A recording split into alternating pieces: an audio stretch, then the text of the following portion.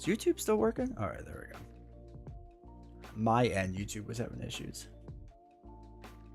There we go. Oh my gosh, I am like stuffed up now.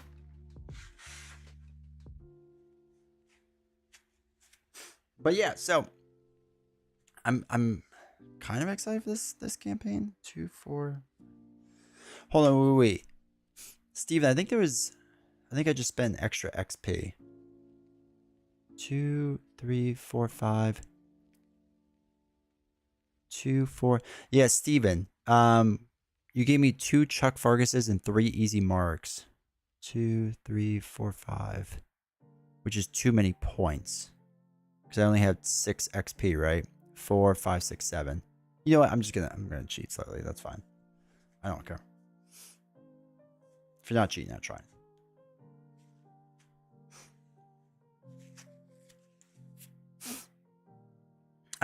Tell you what I'm not in the mood for. Filming Hulk versus Loki. Oh, that sounds terrible, dude. I would also not be in the mood for that. Maybe I'll just lose the first turn and say Hulk can't beat him and move on because I don't want to play that villain. Dude, he's so bad. He's so bad. I saw somebody, Reddit, Facebook, was talking about how like Loki's actually like a really fun villain. And I agree that like his design is interesting. Like I think the design is an interesting idea. But I don't think it's like executed well. I mean, it's really the gauntlet, right? It's really just the gauntlet. That's a mess. Zom Guilty, welcome to chat. Hopefully doing well. Video game wise, I've been playing Trails of Mana Remake. Do they have a remake? Is it on Steam? Getting ready for Visions of Mana at the end of the month. Hype. Dude, I haven't played Trails of Mana like a long time. A long time. Wendy's has gone even further downhill. The food was okay. Frosty's still good, but their customer service is terrible. Dude, all their customer service is so bad. Rice, thank you for the follow. I appreciate it. All the fast food. All the fast food. It's just going to be all automated soon. And I'm here for it. Joshy, maybe your cat will do you a solid and jump on the table when you film. That's true. Then it just becomes a cat film. The strategy for deck building is tricky too because you don't know which Loki you'll be facing. Yeah. Loki's coming up with my Gamora versus every expert scenario. Nice. I feel like Gamora can keep up though. I wouldn't say he's really fun, but I've enjoyed playing Loki most times I played him because I think you need to really break down your lines of play. You need to sequence well. Yeah. He's just not for me. Just not for me. And then you don't fight Loki. Exactly. The remake of Trials is really good, other than the voice acting, which is pretty terrible. Nah, that's all right. That's all right. I'll have to check it out though. See if it gets on sale. But like, I'm trying to play a lot of those quote unquote older games. Like I said, I'm trying to go through Ys again. I want to go through like the Trails games, like Trails of Cold Steel and Trails in the Sky and all of them. So I think I'll be doing that. I tried your Justice Miles deck against Crossbones. First game, he surged into auto and destroyed me, but I decimated him in the next 2 games. Yeah, that's not great when it goes that way, but I'm happy it worked though. I'm happy the deck worked. I always get like, okay, so a lot of people have asked why I don't publish my decks. Because like all my decks that you'll see on Marvel CDB, they're not published. And they're not obviously not private because you can still like click on them. And people have asked me like why I do that. Like why don't I just post them? And it's because I'm super unsure of my deck building process. Like I know what works for me and I feel like I play really weird. And I don't think any of my decks are ever that good. So I hate like suggesting it to go out in the world and be like, you should do this. And because then they'll play it and they'll be like, this is terrible. D20's trash. Why is he so trash at everything? So yeah, that's why I never do it. But it's always cool to hear that a deck that, you know, I had actually worked in the scenario. That's actually pretty fun. So I appreciate you saying that, dude. One big thing to try the time knocking Loki's out when the deck is almost empty because you can dodge side schemes that way, right? It's been a while. Yeah. Because there's only 2 side schemes. And when you knock them out, you have to go through the entire deck to find a side scheme. So you might as well do it when it's near the end. If I teach my cat to pick up the Loki card with his teeth and run off with it, that would be perfect instead of stealing the tokens. Yeah, don't steal tokens. If he's going to steal tokens, make sure to buy new ones. I really don't care about customer service at fast food as long as the food's on point. That's why Popeyes is goated. I'm still a customer service, or I still care about customer service to a point. And maybe it's because I have a young son. So like it's nice when they bend over backwards to like help with things. Because like I have the McDonald's and they're just like, don't care. Like they get the food wrong. They're like, okay. Not our problem. I'm like, well, no, it's literally your problem. You got the order wrong. And they're like, no, we didn't. I'm just like, yeah, you did. Versus like a Chick-fil-A. So great. So great. I threw up last time I had Popeyes. That sounds terrible. That sounds like a poor choice. I haven't had Popeyes in a long time. I'm still a Chick-fil-A guy. I still like their chicken more. I actually like KFC more than Popeyes too. But Popeyes spices are fine, but I don't think there's like, I think it's like overhyped. But I just like fried chicken in general. So it's not like if I'm at a Popeyes, I'll be like, oh, Popeyes, right? Like I'll still eat it 100% of the time. But if the Popeyes next to a KFC, I'm going with the Colonel.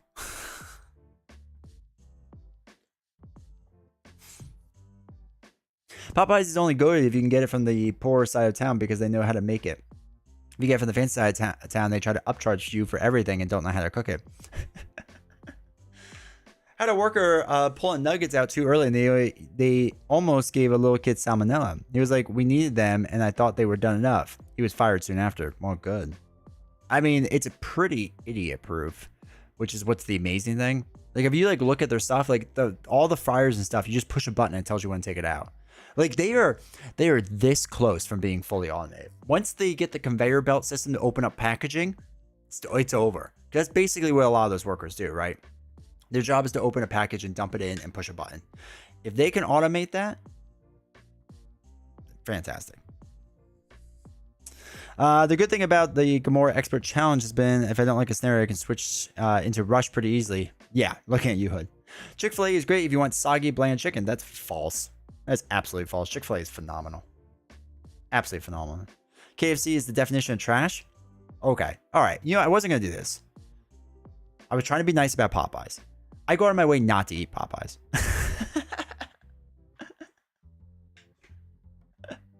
KFC is mediocre best. I'll still pick the Colonel and Chick-fil-A over Popeyes.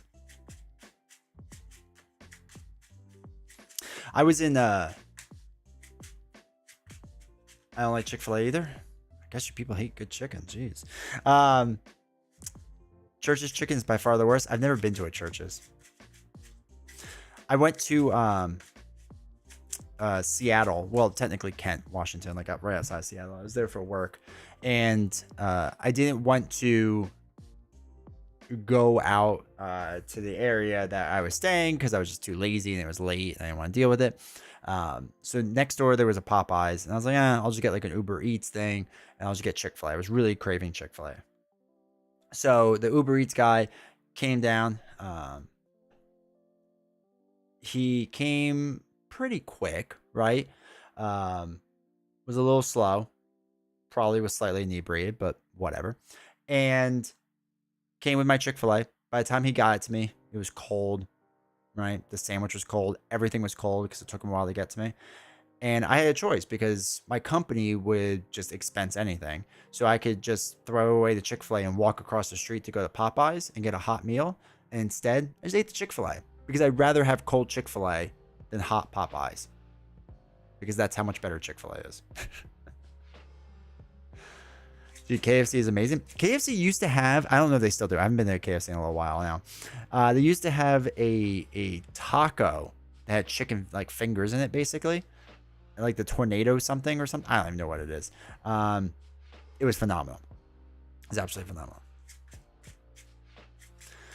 Reanimated Self. Welcome to chat. Chick-fil-A is really gross. What? You people are crazy. Eating there twice and it was bland and just sauce and a single pick. Yeah, because you're not there to eat you're not there to eat a tomato and a piece of lettuce. You're there to eat chicken. I don't want other things. You can order the other things if you really wanted to. Just call it deluxe. We just had Shaq's chicken place open up, but it's going to be busy for a month straight. Yeah. My local grocery has a wing bar. That's the best. That's awesome. That's cool when you can find like local places. There's a chicken place down by where my hair gets cut, and I got to try it still because I heard it's really good. Good chicken is one thing. They get good chicken at Chick-fil-A. It's obvious it's good quality, but they just don't season it. So it's just put hot sauce on it, man. So we had a new guy start in the kitchen at McDonald's, and the nugget guy gave him a pocket knife to open the hamburger patties. Kid sliced his leg and was bleeding everywhere. Jesus. Just robots. It's all gonna be robots soon. Just all robots, as it should be. I was running the entire front side while the manager was trying to MacGyver bandaging up the kid. I'm telling you, once they figure out the conveyor belt system to just have it go, cut the plastic that your chicken comes in, and then just...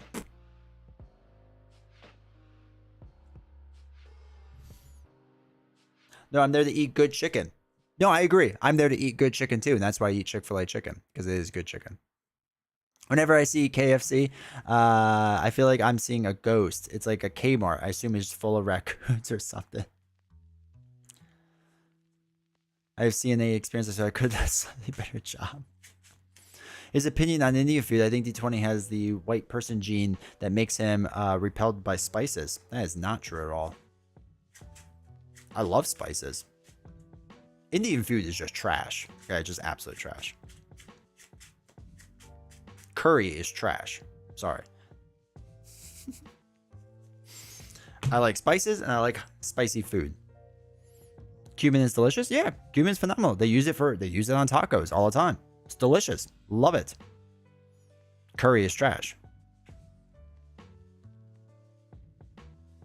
Thai food is amazing. I agree. Thai food is amazing.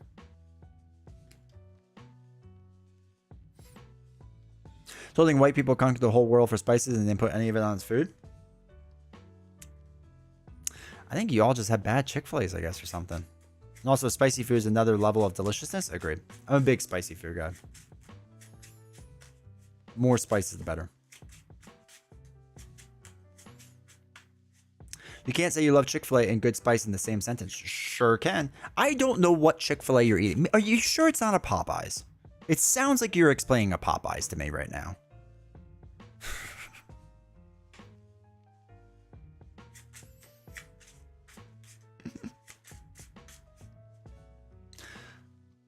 Positive? I don't know. Sounds like you're kind of confused. Also not big on curry. I want to taste my food and don't want it burning my face off. The curry wasn't even like spicy or anything that I had. It just tasted terrible. I'm a curry holic. I only have 2 taste buds that work. I need curry. That's hilarious.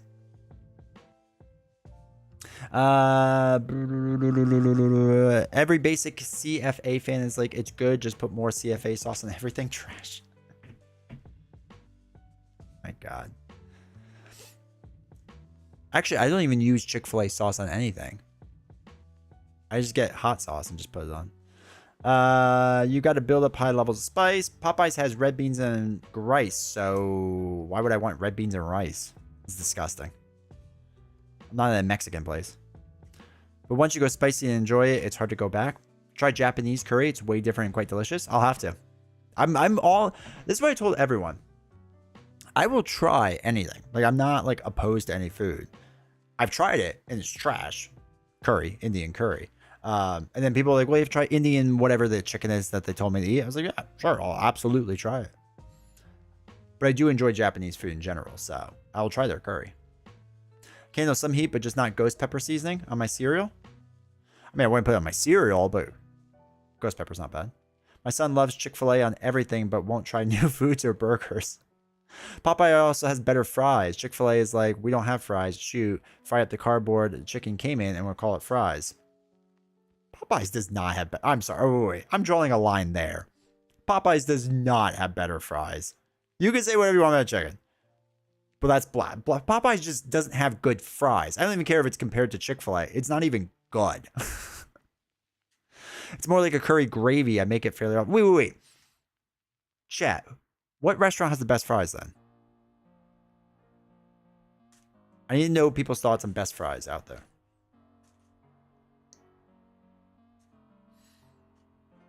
My American ex was built a bit different to Indian curfew when I introduced her, but years later she thanked me for introducing her. Fresh or reheated? Well, since it's fast food, pretty much aren't they all reheated? Because I agree, like, if you can go to a restaurant to get, like, an actual potato wedge, like a wedge, not a full wedge, but you know what I mean, like, kind of that size, it's really good. But does any restaurant have truly fresh fries?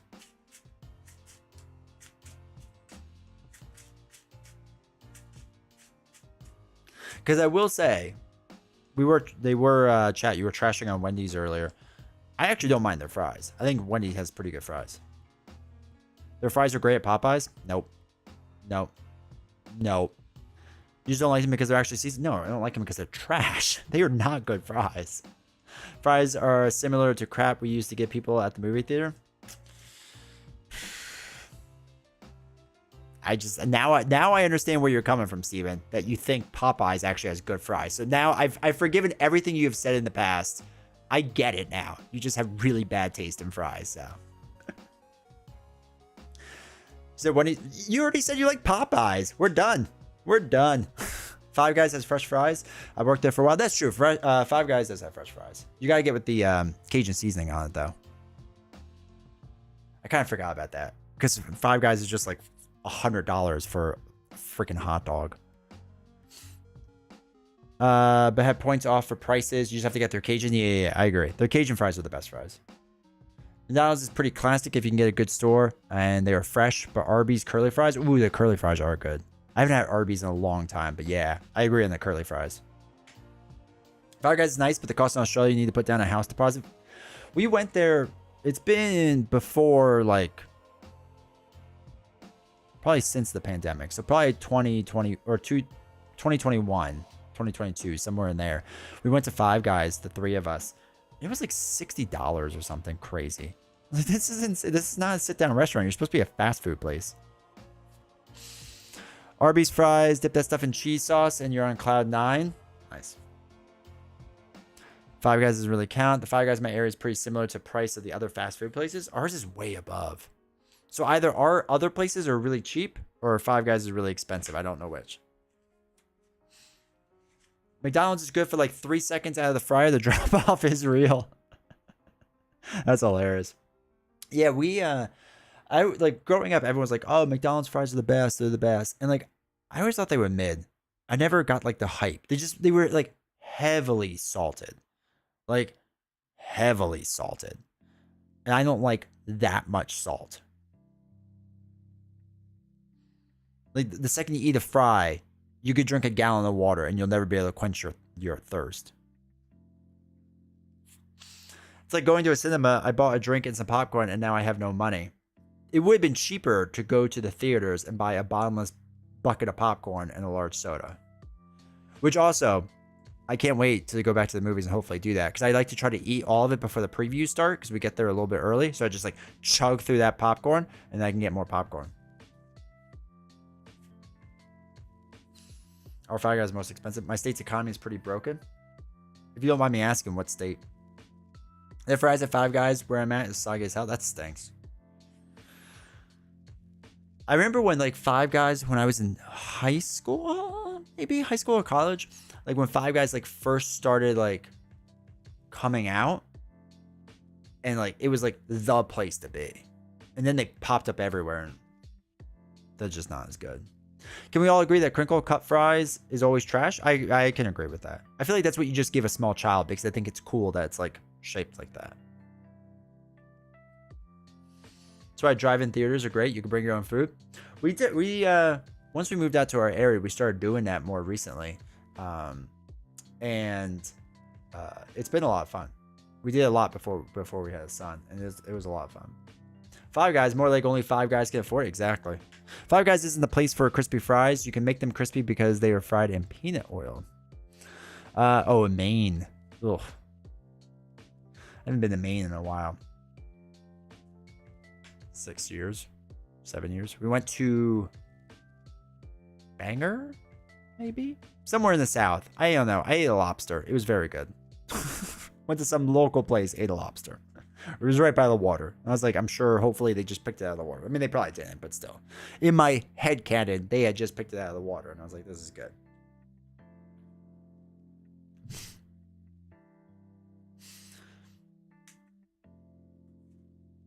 I saw somebody, I was on Twitter today, just killing time. And I saw somebody did a tier list of fast food places. And I should have saved it. Because if I had known we'd been having a fast food discussion. Be back in a bit. Hopefully the Hemlock people don't murder you. Good luck, Cap. Raging Phantom, welcome to chat. Hopefully you're doing well. So anyway, I was looking at this guy's tier list of fast food places. And his interesting hot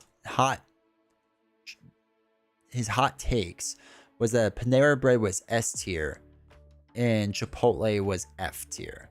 And I'm not a big Chipotle guy. I'll eat other things, but it seemed a little excessive to call it F tier. Because I've eaten at some bad. I mean, I'm sorry. McDonald's is just not good. Burger King's not that good. This man is chatting about fries for a while, considering he has a prelude to play as well. I know. We'll have to. Maybe we'll just do the prelude. Off topic, but I've been playing X23 and going through each villain based on release date. Tomorrow's Red Skull, and I haven't lost yet. Dude, X23 is stupidly strong. Stupidly strong.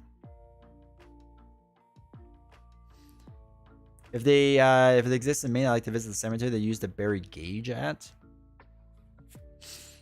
Interesting. But no, X23 is really, really good. Really, really, really strong. All right. Steven's making me feel nervous about talking about fries and whatnot. Like, I should be more focused on things. Panera's overpriced for what they serve. It really is. Again, it was like a restaurant that was like good in the beginning. And then it just... F is wild. I won't go my way for Chipotle, but I'm never unhappy when I get it. Yeah. I mean, like, it's like, you need a taco. He had Taco Bell as a B. Okay. Don't get me wrong. Taco Bell, 3 in the morning, when you're in college and you drank way too much, phenomenal place. Any other time outside of that, terrible. How do you feel about Jimmy John's? I love Jimmy John's. I don't think they make the best sandwich in the world. It's a solid, like, mid-tier sandwich. Like, I'd rather have, like, Wawa sandwich or Quick Check. But it's fast, and it's always the same. Like, I know what to expect from a Jimmy John's sandwich. And I like that. Especially, like, when I'm on the road. I just need to eat, like, something quicker, and I don't want fried food. Not that an Italian sandwich is exactly good for you. So, but. Today was my first time ever changing a precon deck, but I need to decide if I should break down my other hero decks and start deck building. I have everything, so would it be a lot of work, but is it worth it? I think it's worth it. I personally don't enjoy playing precons anymore.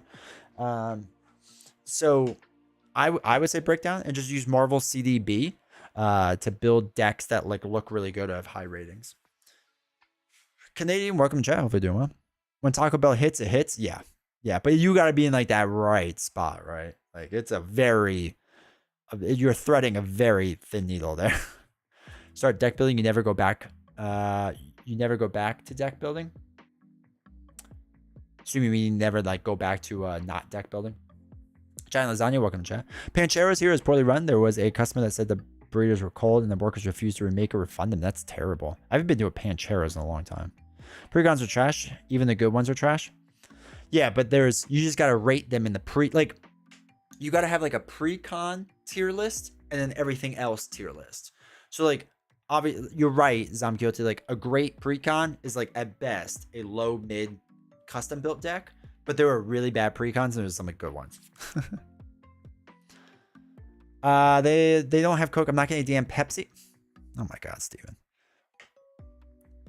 Oh, you're not on the Twitch side of things. It's literally in my bio about how Pepsi is better than Coke. It is 100% better than Pepsi. Oh my God. Popeyes people.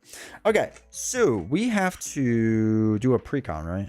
I don't remember what we have to do. Wait. Where's my app? That's why they have apps for things. Gabe Barrett, best with one. Have you heard of Gabe? I've heard the name Gabe Barrett, but I've never heard of best with one. Where's Arkham? Dawn to the second day. Prelude. Okay, hold on. Dawn to the second day. I wish it would tell you the page it was on. but it doesn't. Pepsi is smoother. Coke has more bite. He publishes through Best. No, I don't know what that is then. Sometimes that's the only good that Taco Bell. But I've heard of the name, but that's really it. All right, Prelude Dawn. No, it's Dawn of the final day. We don't need the final day, right? We need the second day. Wait, Prelude Dawn of the second day. You wake up feeling... Oh, okay, I found it. Okay, cool. Pepsi's bad. Pepsi's like if you can only handle one flavor profile. Coke is just flat Pepsi. The Coca-Cola company, the secret recipe for Coke is really simple. They buy a bunch of Pepsi. They crack them all open. All right. They let them go stale. Then they dump it into their soda and like put a little bit of carbon dioxide, I guess, in it or whatever it is. Put a little bit in it. So it just gives like a little bit of fuzz to it. And that's it. That's all it is. It just tastes like flat Pepsi. It's disgusting.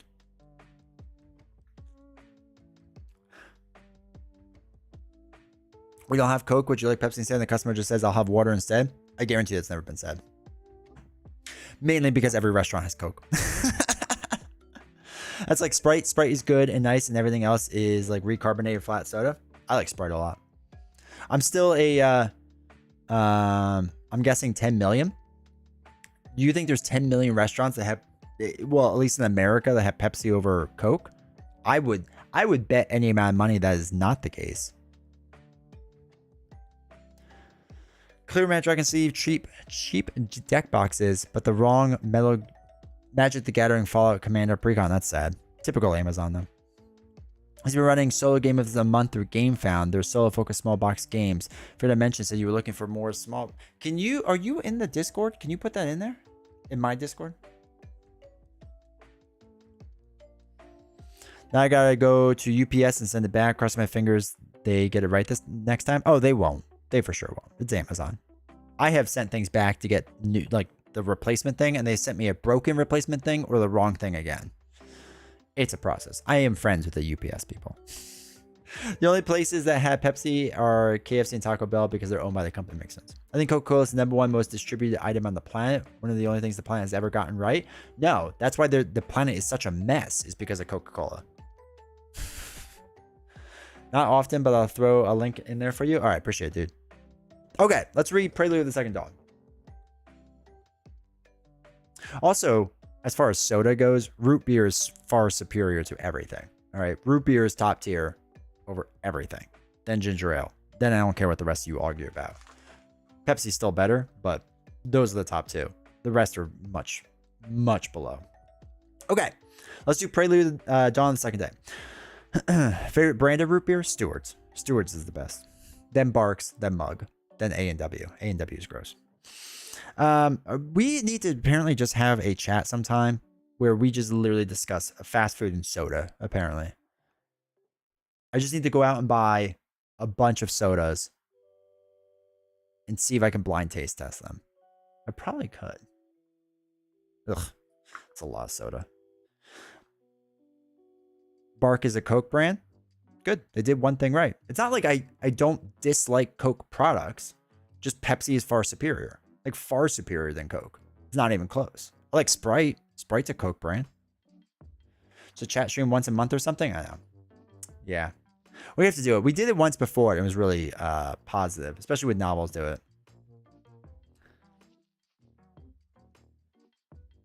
D20 is just drinking ginger ale and eating Chick-fil-A, but someone needs to cut up his Chick-fil-A for him so it doesn't mess up his dentures. Yeah, okay. You think Popeye's fries are good, Steven, so. You wake up feeling utterly drained. A light rain falls as you walk outside, but even the rain doesn't seem to dampen the Vale's spirits. A ring of children in animal masks sing a lilting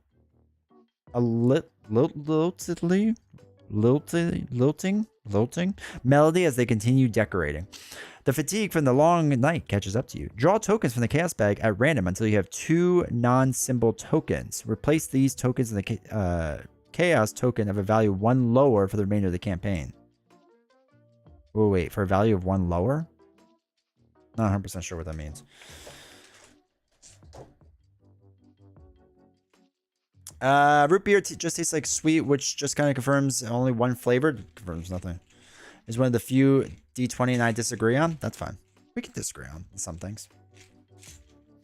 Okay, wait. So we have to... But Taco John's Potato Oles is goated. Also remember Freedom Fries? Freedom Fries are a fantastic idea. I've never had Taco John's. If you pull a -2, it gets replaced with a -3. Ugh. I was hoping lower the other one. Okay, so... First one is... Okay, wait, it has to be non-symbol, right? Until you have 2 non-symbol. Okay. Let's just pull out these 2. Okay, a 0 and a symbol. Is you gonna stand up for Tots? Talk to Novels. Novels is a big Tots fan. Okay, so I have to throw away 2 of those and put in 2 -1s, right? That stinks. Why am I so tired?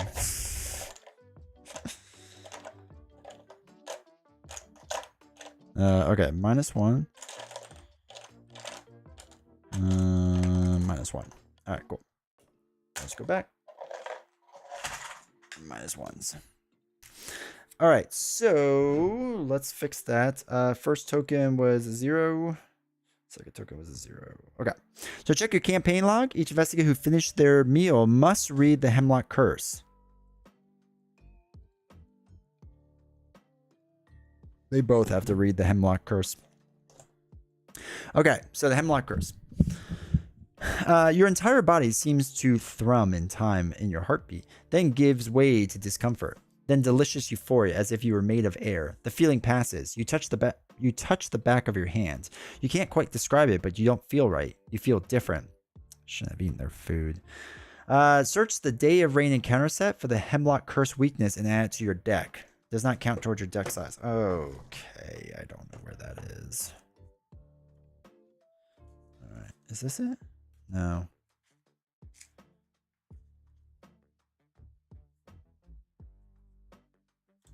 Oh wait, the Hemlock Curse. Oh god, I don't look great. Not great, Bob. All right, so both of them ate beforehand. Apparently, I shouldn't eat food, it turns out. All right, so Hemlock Curse. Get some sleeves out.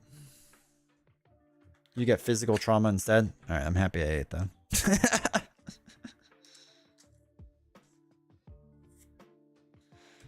All right, put that away. Yeah, I don't think I can handle much physical trauma. Oops.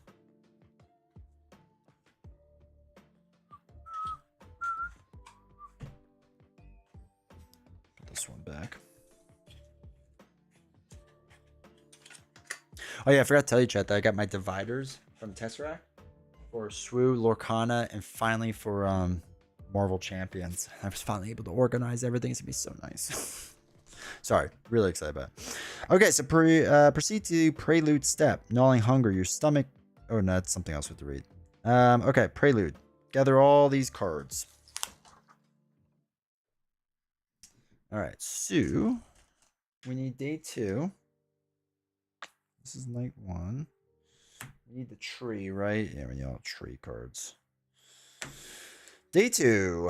Let's go. So the Marvel Champions last week. Feels good to organize the current wave. Agreed. Agreed. The Vale.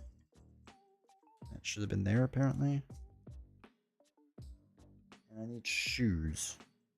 Wait, do I need shoes? I need these. I need these people.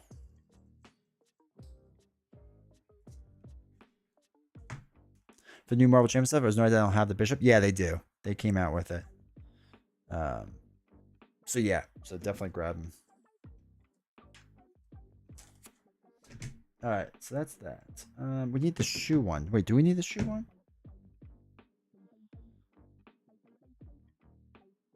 All right, the set is indicated by shoes.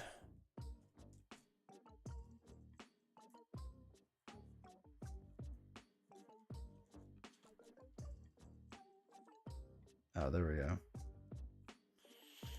Act 1. All right, Dawn of the Second Day. Okay. I still need to get the... I forgot to get Arkham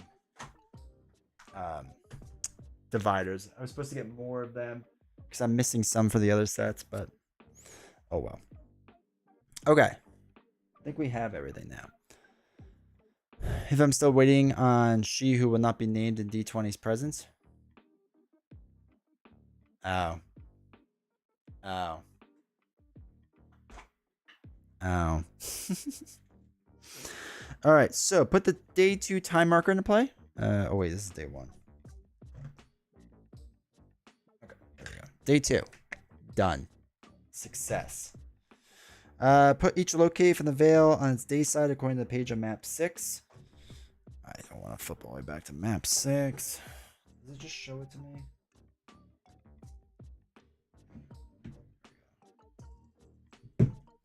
Alright, put the Vale in.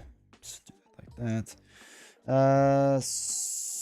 Schoolhouse here. The crossroads here. Atwood House here. Commons. Boarding house.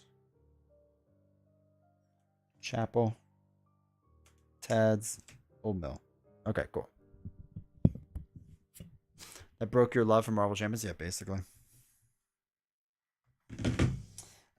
Each investigator begins at the boarding house. Okay.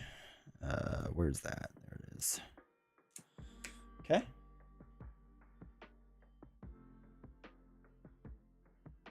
Oh, shoot. Who are the residents that are crossed off?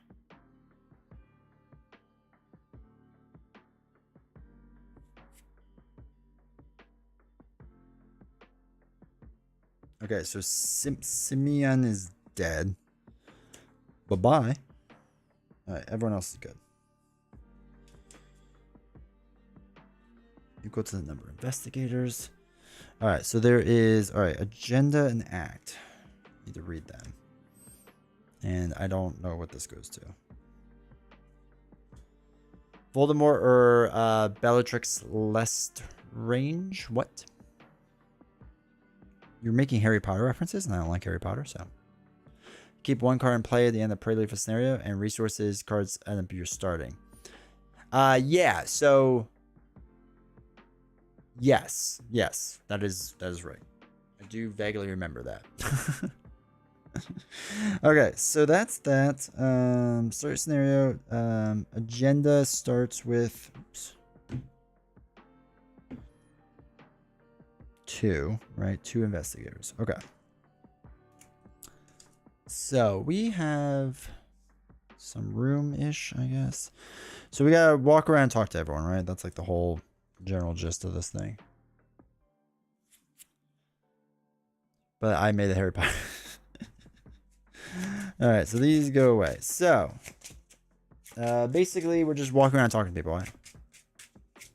What you really want with Alessandra is Chuck Fergus. Okay, good to know.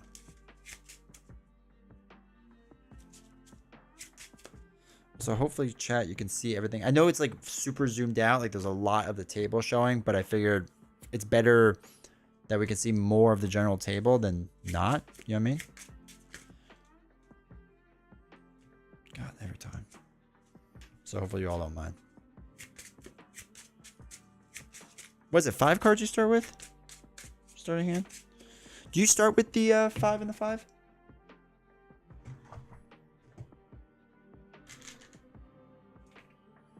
I think so, right?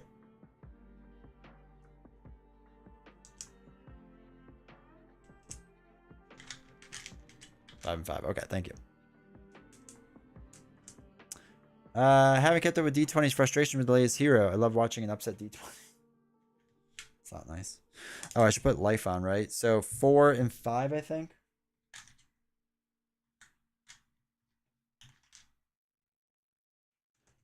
My core box is about to burst.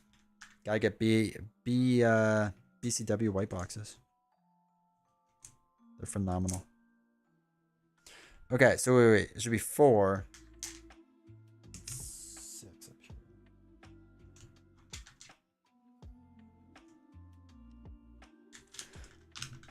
Jubilee is Chick-fil-A? She wishes she was Chick-fil-A. How dare you say that? Where's the ban button? Where are my moderators to start banning these people? What do I pay them for? 2, 4, 6.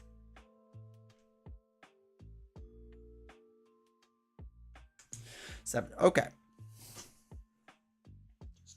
Kicked my PC. 2, 4. Get the Tesseract box.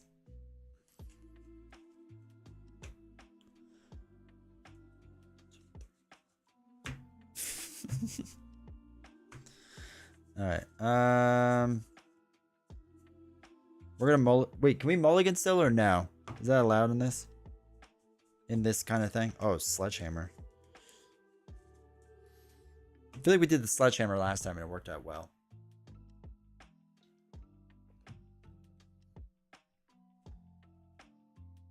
Let's move that up slightly. His Iceman isn't doing it. I think we can mulligan still, right? Because we might as well mulligan for who'd you say before, Steven?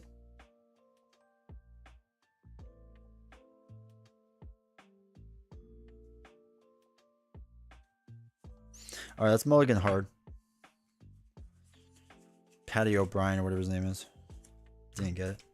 Let's get shuffled in. Chuck.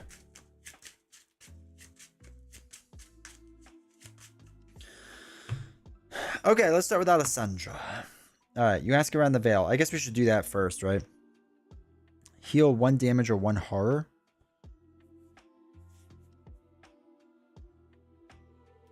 Limit once per game. Interesting. Okay, so let's start there. Let's do number 9. Ask about the Vale. Boarding house. Right? That's where we are? Yeah, boarding house. All right. Miss Olmsted is more than happy to answer your questions as she gets plates helped with succulent fruit and sizzling meats. Don't forget to come to the dance this evening. Everyone will be there, she smiles. Your mouth waters at the scent of food, but you also catch the acrid undercurrent. Also, we just ate food and it wasn't great, apparently. Which kind of deck are you running? I'm running the one Steven told me to run, so I don't know how to explain it. But it's good. Choose one of the options below to resolve. Investigators at the boarding house may spend any number of actions as a group to choose that many additional options. An investigator may trigger this codex again. Leah was supposed to prepare the feast for the crossroads. If she's there, I know she'd appreciate your help. And investigate the boarding house may immediately move to the crossroads. We can look for the residents and set aside Simeon and put him into play at the old mill. Well, Simeon's kind of dead, so we can't do that. Gideon is probably at the commons like always. Search the set aside residence encounter for Gideon Mizara and put it in the commons. I guess I should put the people out there, right? Hey, Darian Lime, how's it going? Doing well. Val has that Chick-fil-A food going on. Giving you warts and stuff? Nah, man, it's nothing but delicious. If anything, I'd be healed to full life. All right, so we could do it 1, and then we could do another action to 2. So what we'll do... No, wait, I don't want to move. Let me just put Gideon Mizra at play at the commons. Right, so where is Gideon?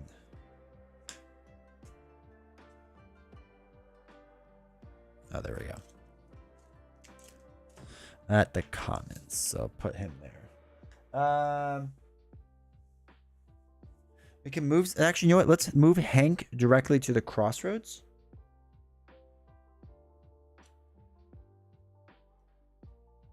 All right. Well, actually, it doesn't even matter. That's silly because we can just move. Well, whatever. We'll just move him up there. Did you move your setup to a new place? I'm so used to the coffee shop. I did. I'm now upstairs. Would you take a mental or physical damage when you eat Chick-fil-A? No, you would be healed. I would no longer have a mental or physical damage. God. All right, so let's do... That's right, these don't connect. Does this connect? This does connect. I'm going to move Alessandra over to the Vale house. Search your deck for a tome asset and draw it. Now I'm going to peruse the library on 15.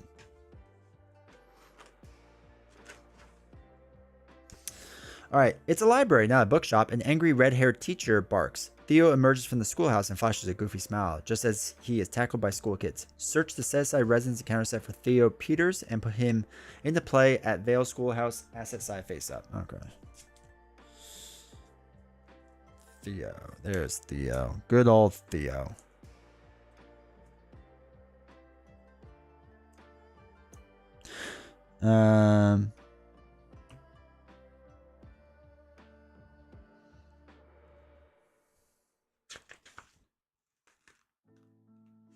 Oh, okay. That's right. And then I can talk to Theo if I want. We'll see. Okay, so Hank Hill, selling propane and propane accessories. I really hope someone asks you about it next year. Wait till they find out that it's all a fake and it's really just the basement. I'm using AI to generate a new background. Okay, so you asked the locals about the Vale on 10. So talk to more locals on 10. The Crossroads. Oh wait, we have to keep track of what we talked to, right?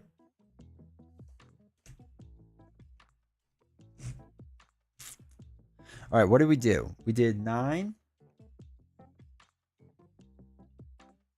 We did 15.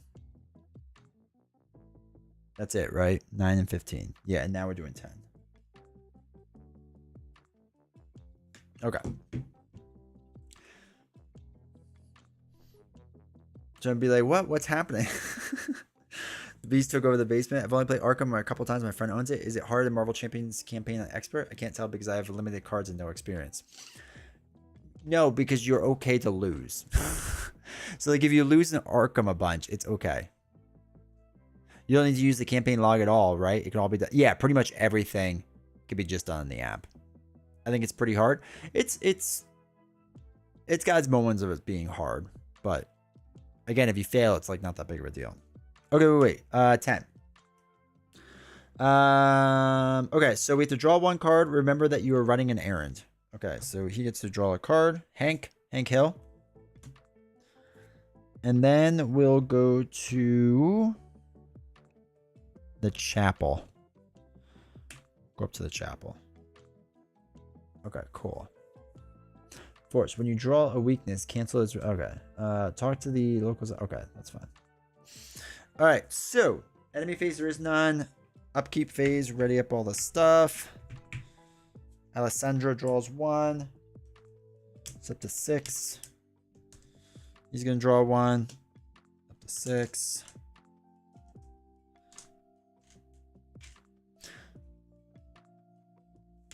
I feel like it's insurmountable odds. All right, and then this goes up to 3. We don't draw a bad card, right? All right, so now Alessandra. Only one asset you can keep in play, right? All right, we'll worry about that later. All right, so let's talk to Theo. Let's parlay with Theo. Oh, we have to discard X cards from our hand. So that's 2. We'll get rid of 2 events and parlay with Theo.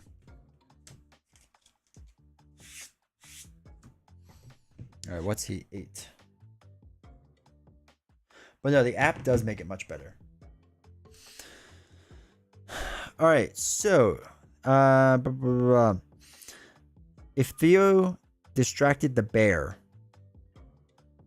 he did not distract the bear. Otherwise, Theo stands up in the schoolyard clutching a well-loved copy of 20,000 Leagues Under the Sea. Sister Miriam got mad when I asked to buy her book, but I don't want to return it. I've always wanted to go to the ocean floor as long as I didn't die. I'm so happy I talked to you, Theo. Okay, I can move anywhere else.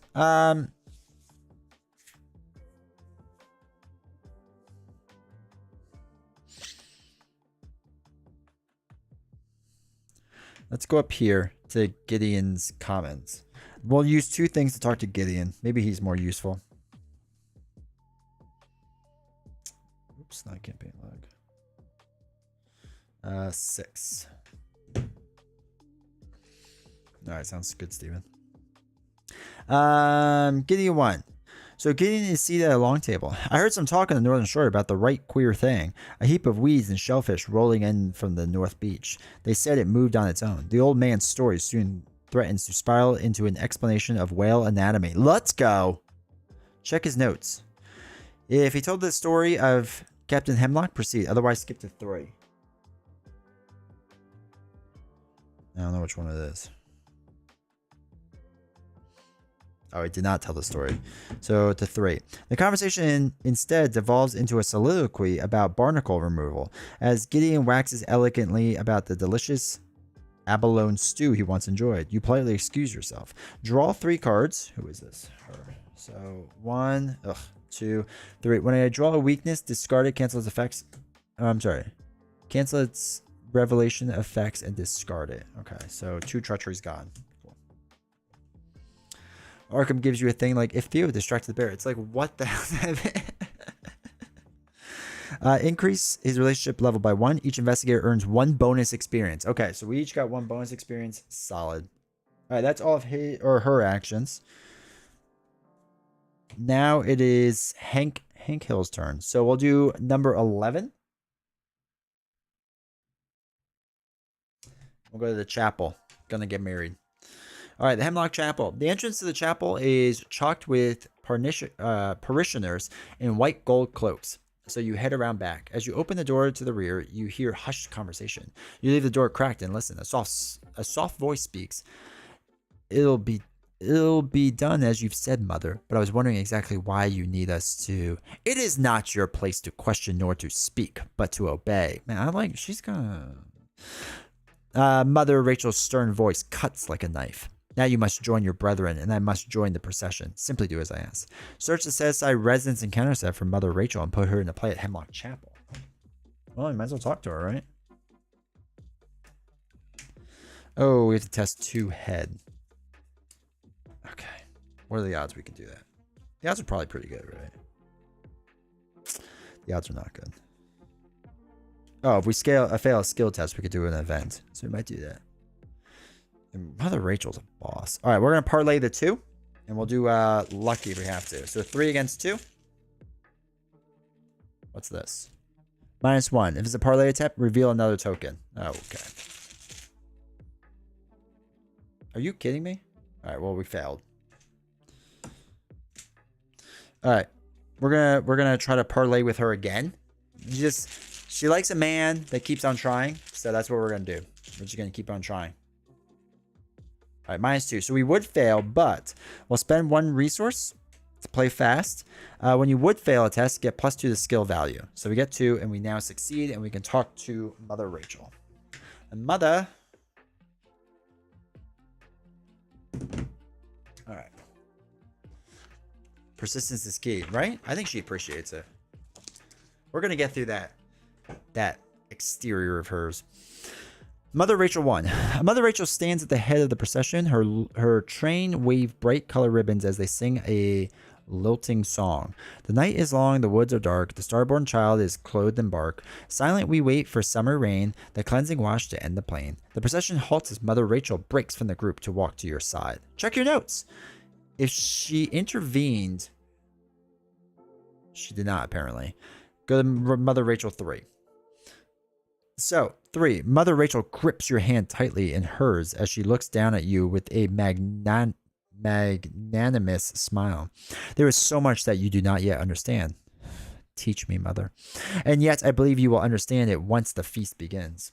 As the matron returns to the procession, a young girl in a rabbit mask peers out from the midst of the crowd. Ugh, a little creepy. I hate masks like that. Strings of flowers and garlands are roped around her hands and ankles. Increase Mother Rachel's relationship level by 1. Each investigator earns 1 bonus point. Draw 1 card. Pitchfork. You may play a charm or spell asset from your hand, ignoring its cost. I don't think I have any charm. Or is a sledgehammer a charm? No. I don't have any. Okay. All right, Reanimate. Appreciate you being here. We'll be live again on Thursday with novels. We're going to be opening Lorcana booster box. So, and we'll be able to like just hang out and chat more.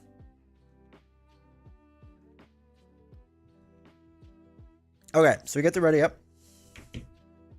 Alessandra draws that. Hank Hill draws that. 5, 6. When's the next champions? We will be playing Sunday night with Ziggy. So Ziggy will be on the channel, and we're gonna play a 2-player game. We're gonna go through the core box as fast as humanly possible. Oh, I didn't put that back in. So Sunday, 8:15 p.m. Eastern, kind of the same time this stream started. Not kinda, like the same time.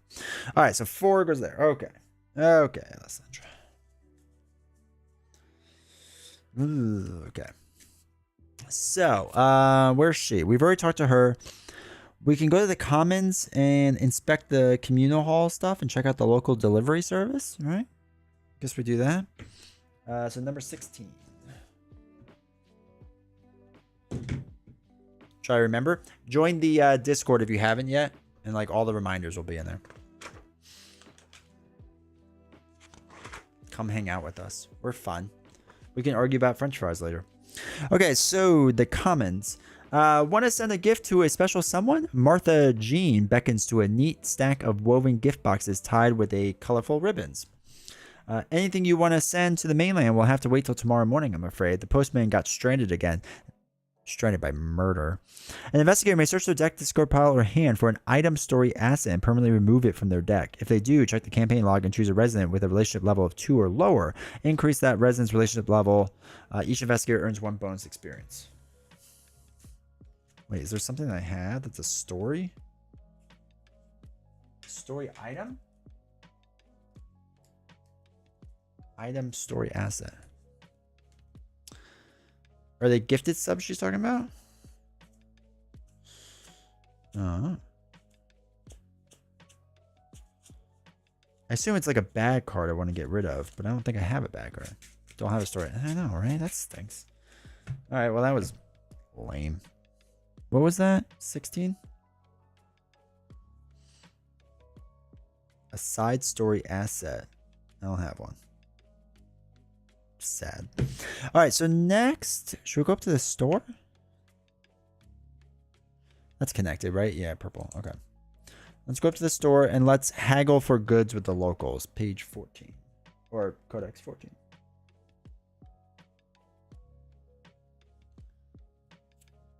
If you earn that. Ah, I got you. Okay, cool. Okay, so general store. If you are running an errand. I am running an errand. Let's go. You drop the box of farming tools and implements on the counter with a dull thud. The proprietor smiles as he stows them. Leo will appreciate that a lot. Ready for the big feast tomorrow? He chews on a strip of leathery jerky and spits into a bottle like a man. Increase Leah Atwood's relationship level. Each investigator earns 1 bonus experience. Okay, cool. All right, so that's the end of Alessandra. All right, so we did the chapel. And we talked to what's-her-face. Can we pop over here? Yeah. All right. So Hank Hill is going to go over to the house. Check to make sure their propane's doing all right. So 13. We're going to check the homestead.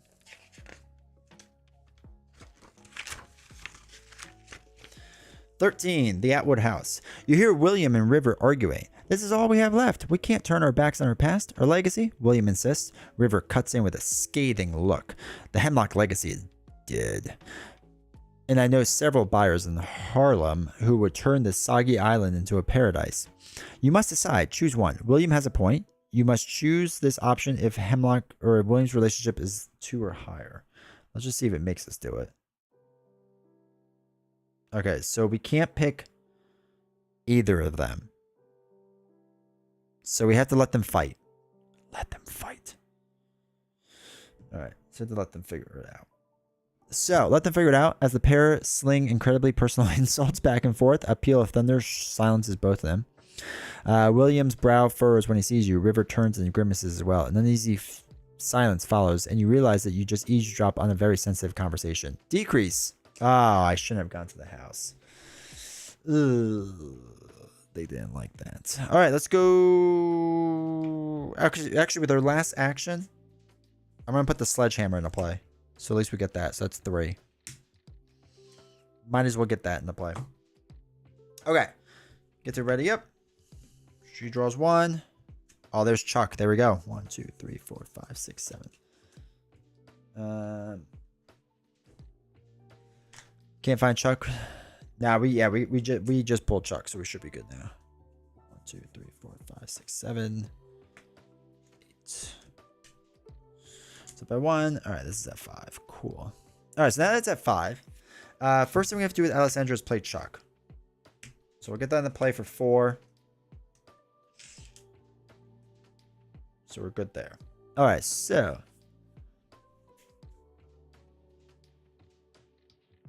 I really can't do anything else with her, right? Because the only things that are left to do in the codex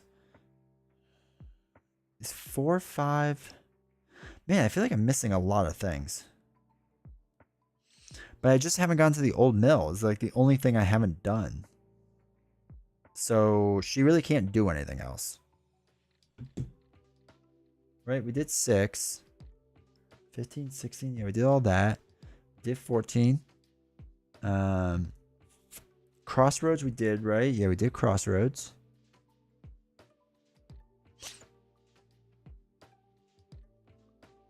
I mean, okay, wait. I can go to the Crossroads, and then if you are exactly 1 or 2 investigators in the game, during your turn, move to a connecting location. Okay, so we could do that, and then we could do 12 at the old mill.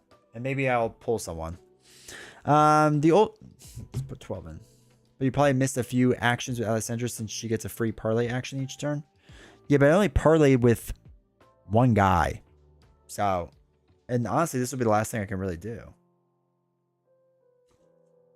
Which is just going to be drawing cards. That's really weird. Like, there's nothing else for me to do. Huh. Okay. The old mill is eerily silent as you poke around the overgrowth. As thunder rumbles overhead, a long-legged grasshopper flits through the air. You note that the insect has misshapen black wings. Creepy. 1, 2, 3. Draw 3 cards. Okay, so here's the thing. The only things that are left to do... Oops, not campaign log. Is 4, which is not out here.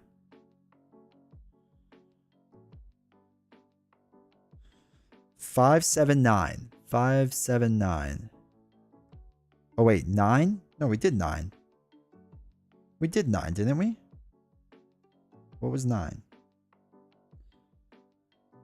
Oh, yeah. We did this.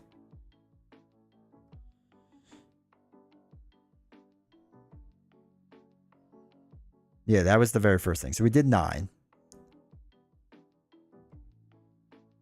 Oh, because it lets you do it multiple times. My bad. All right, so 17. Yeah, there's nothing else to do. That's literally all we can do. So somewhere there's a 4, 5, 7, and 17 that we just never got to do. So, okay, whatever. So, oh, wait. Hank gets 3 things to do still. 1, 2, 3, 4, 5, 6, 7, 8. So... we might as well just get 3 resources with him. And then call it a day. So we have to, I think, lower this. 1, 2, 3, 4, 5, 6, 7, 8. And then we have to get rid of 1 card. Get rid of that one. I think this one's good. 2, 3, 4, 5, 6, 7, 8. Okay, and that's good. All right, cool. That's the end of that.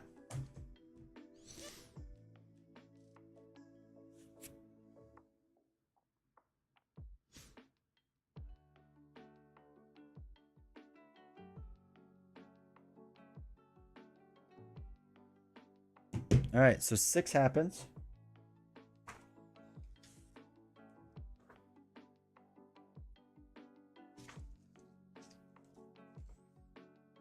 You're gonna go down to 5? Oh, okay.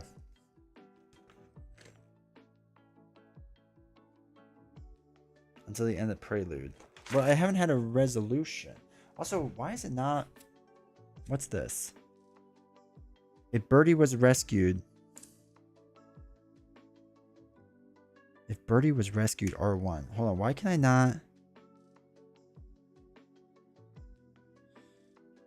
Why can I not do the end of this?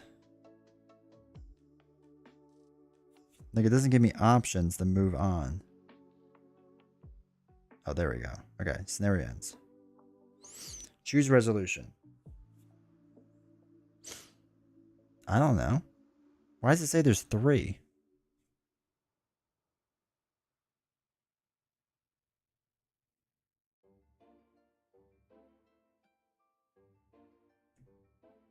Okay. If Birdie was rescued, I don't know if Birdie was rescued. Where's my campaign log?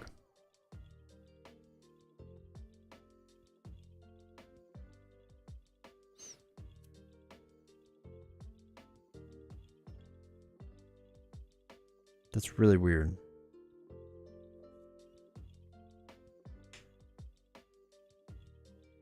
Did we rescue Birdie? I don't remember rescuing Birdie, right? So I guess not. I also don't know why there's a resolution 3. You didn't do Twisted Woods. Okay. So resolution 2. Okay. R2. Oh, there is a resolution 3. Dr. Mark. Yeah. No, wait. There we go, yeah. All right, Dr. Marcus slams the screen door as she enters. Mother Rachel told me she found Birdie wandering around this morning.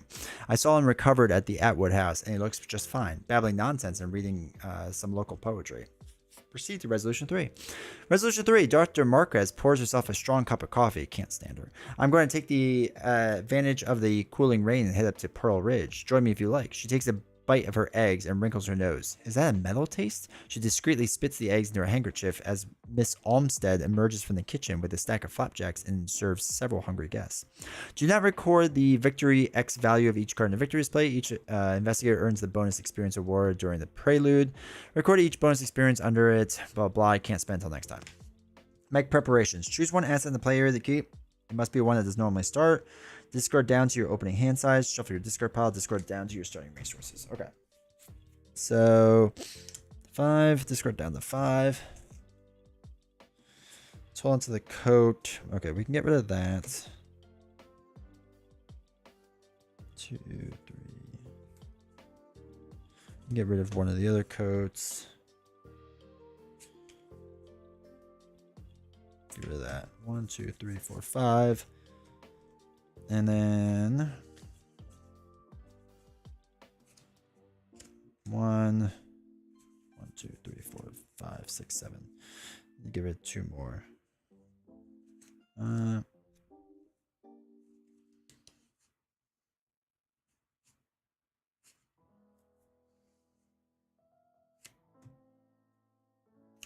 Okay. 2, 3, 4, 5. Okay. So now we can go to the Silent Heath. We can do the Lost Sisters, or the Thing in the Depths. Any suggestions? Trick cards are worth higher value because you have Chuck. Okay.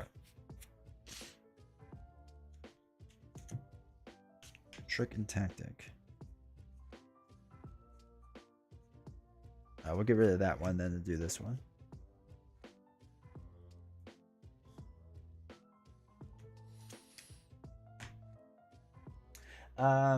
Probably Silent Heath, right? That's next in line. Is that gonna be terrible? Will I hate that? It's Silent Heath. Pearl Ridge. That's where she's going. Do I really want to deal with the doctor at Pearl Ridge? Probably, right? Let's do Pearl Ridge. Or the Shoreline. I don't want to do the Thing in the Depths. I feel like Thing in the Depths is bad. Alright. Yeah, let's do the Silent Heath. Page 19.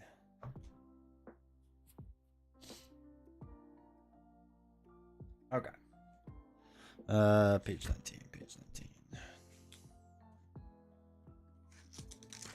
All right. So, it is day 2. So skip the intro 2. Okay. You step out of Theo's truck into the pouring rain, accompanied by Dr. Marquez. The narrow winding road gives way to a soft sand-like ash that blankets the heath. The black rocks at the top of the hill look like jagged teeth. A dread silence pervades everything as you walk up the hill with the professor, who wears a bright yellow and blue poncho. The locals are to be believed. We want to head this way. She points up the hillside to a glimmering orchard. After hiking the steep incline, the professor lets out a gasp. Rows of crystalline trees shimmer in the light. A crack of lightning from these southern clouds refracts a band of gorgeous prismatic radiance through hanging apples and knotted glass trunks. Although beautiful, you can't help but feel an anxious pang. The trees are wondrous, but they are long dead, frozen in time. Dr. Marquez begins chipping away at the young sapling with a hammer and a chisel. Fan out and explore the ruins. Leah warned me to keep clear of the ants, whatever that means. Don't kick any anthills, I guess. Alright, so 5. You reach the old Pearl estate and stop yourself from walking into a yawning dark chasm in front of the dilapidated house. A shattered rooftop at the northern end of the estate tells a story of somewhat violent impact. Judging by the scattered boards, something shot out of the interior with the force of a cannonball. As you survey the ruins, you wonder what awful catastrophic befell the Pearl family. A skittering black shadow flits at the edge of your vision. When you turn to look, it's gone. Proceed to setup. Oh god, there's so much less reading. It's so nice. Okay. So we have to clean up all this stuff first. So all the townspeople. And we'll put this with Simeon. And this goes away. Day 2 will stay out. All this stuff goes away. All right, cool.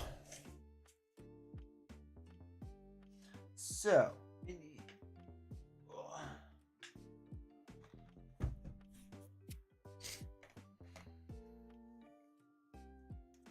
Did the house Silent Heath. All right.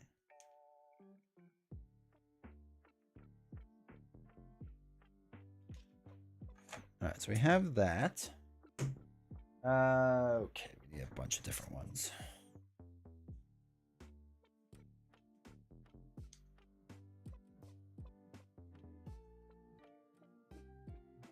One, two, three, 4. Cracked. All right, strange mutation thing. We got that again. It's fire. All right, so we have to do these ones. 1, 2, 3, 4.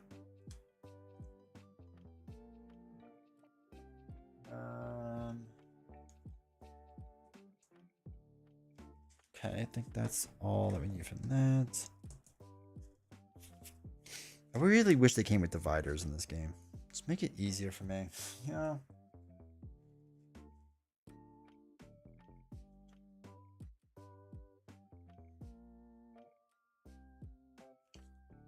Twist is hollow. Okay.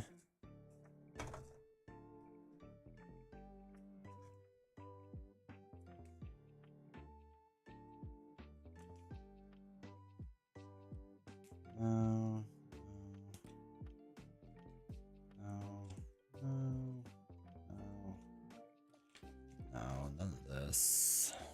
I feel like I'm missing one thing. Maybe not. Might not be missing anything. Oh, wait. That's what I'm missing. This one. 1, 2, 3, 4, 5. Okay. Wait, somehow we're missing this too. I thought we grabbed this. Did I grab the wrong one?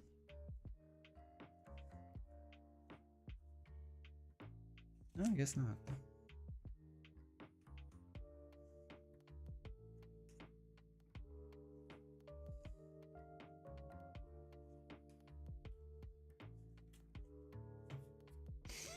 Okay. So we have 1, 2, 3, 4, 5, 6. 1, 2, 3, 4, 5, 6, 7. Okay, then the last one we need is from the core box. Striking fear. All right, cool. Okay, I think we have everything. Nice thing about next week is there's no prelude. That's nice. Okay. So, wait. Oh, this one goes back.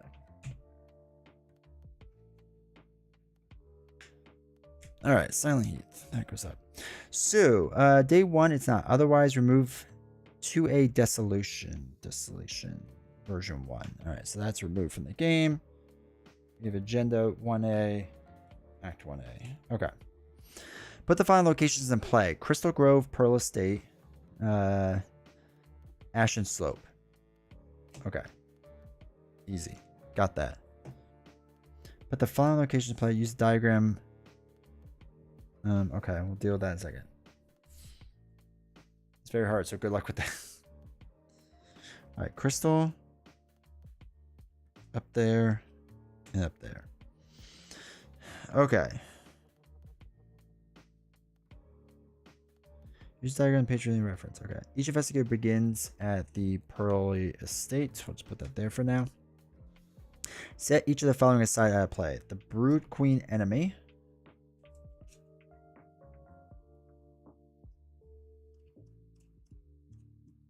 Alright, Brood Queen. Brood Queen.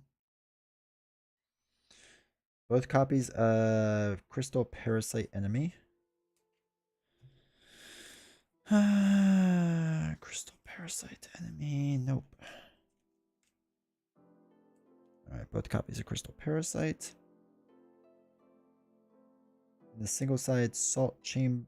Okay, hold on. Salt Chamber, Lava Tunnel, and Crystal Nursery. Shuffle the 3 Crystal Remain Story asset cards face down.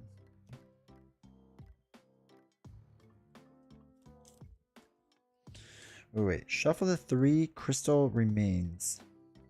Oh, the child, the mother, the father. Okay. We'll put them up top. Okay. Choose 3 locations random from... Wait. Choose 3 locations at random from the Horrors of the Rock encounter set. I assume that's what this is. The cavern.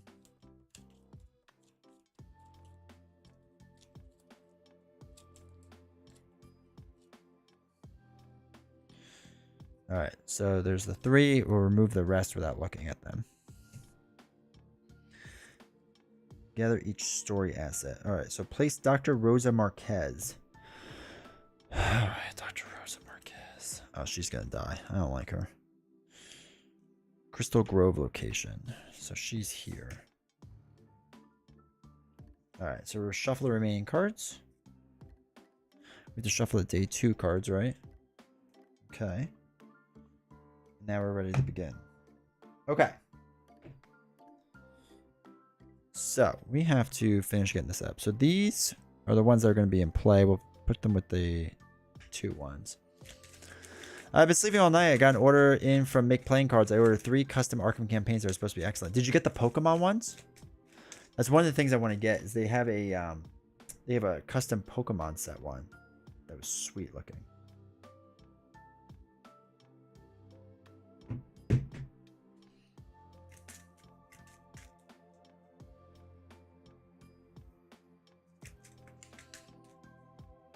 All right.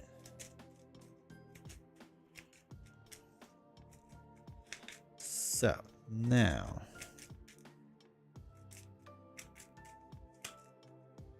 that's all shuffled. This goes down to 0. All right, we'll put that. Actually, we'll put that on this side. All right. Hopefully, you all can see that pretty well. Okay, cool. So they're here. We can go here and here. Here, here. And here. All right, cool. And guys, cancel my order. Copyright issues. Oh my god. All right, so the dry landscape is perfectly still. A beguiling glow hangs over everything. When doom is placed on this agenda, if the Brood Queen enemy says I reveal tokens from the Chaos Bag equal to the number of insect enemies in the victory display. Okay, so we could possibly do that. So we'll do that. All right. The legacy of Pearl Ridge is a story of note amongst the locals. The Pearls were a prominent family like the Hemlocks and Atwoods, but the family vanished in a curious incident in 1906. What could have happened? When the round ends, investigators at the Pearl Ridge ruins may spend the prerequisite number of clues as a group to advance.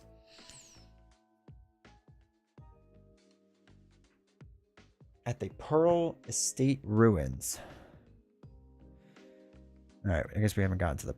Oh, the Pearl Estate ruins is where we are. Okay, cool. I think we're good now, chat. So, All right. The ruins. The wreck of the once great house stands precariously on the edge of a cliff. The decaying roof looks like an empty patchwork. All right, so we can just resign and call it a day. I like that strategy. Well, we might as well gain that clue or go for that clue.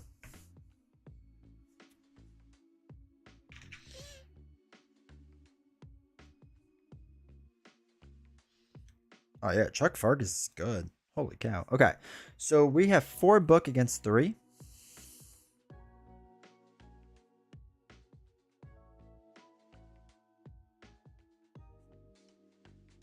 What's myriad? What's the myriad keyword?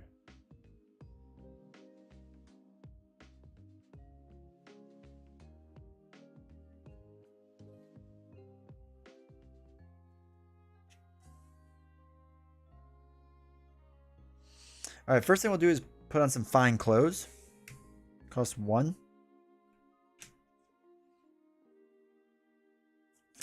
And then second one is I'm going to test, what is it? 3, 4. I'm going to test 5 against 3. You can have 3 in your deck and only have to pay 1 XP. Oh, okay. All right, so 5 against 3. Plus 1. Let's go. So I get the clue. Is that phrase ad pop up where there's 2 kids eating ice cream? Get your own. All right. So next I will then go to the Crystal Cove here. So a once living orchard looks more like a delicate glasswork, a gallery. The apple trees have crystallized and reflect the light in shifting patterns. All right, so comes with 2 clues.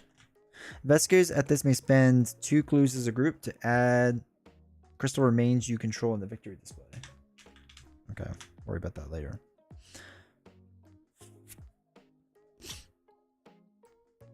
Oh, so we have to discover all the clues here. Then we can like get her, I guess. Or then we can read the text with her. All right, we'll do that in a second. Okay, so now it's Hank Hill's turn. Let's have him go over to the Ashen Slope and see what's over there. So the endless stench of ash appears to be completely devoid of life. All right, force when you reveal Ashen Slope, test 4 foot. If I fail, I take 2 damage. Cool. Looking good already. Probably get those clues with Pilfer next turn, yeah.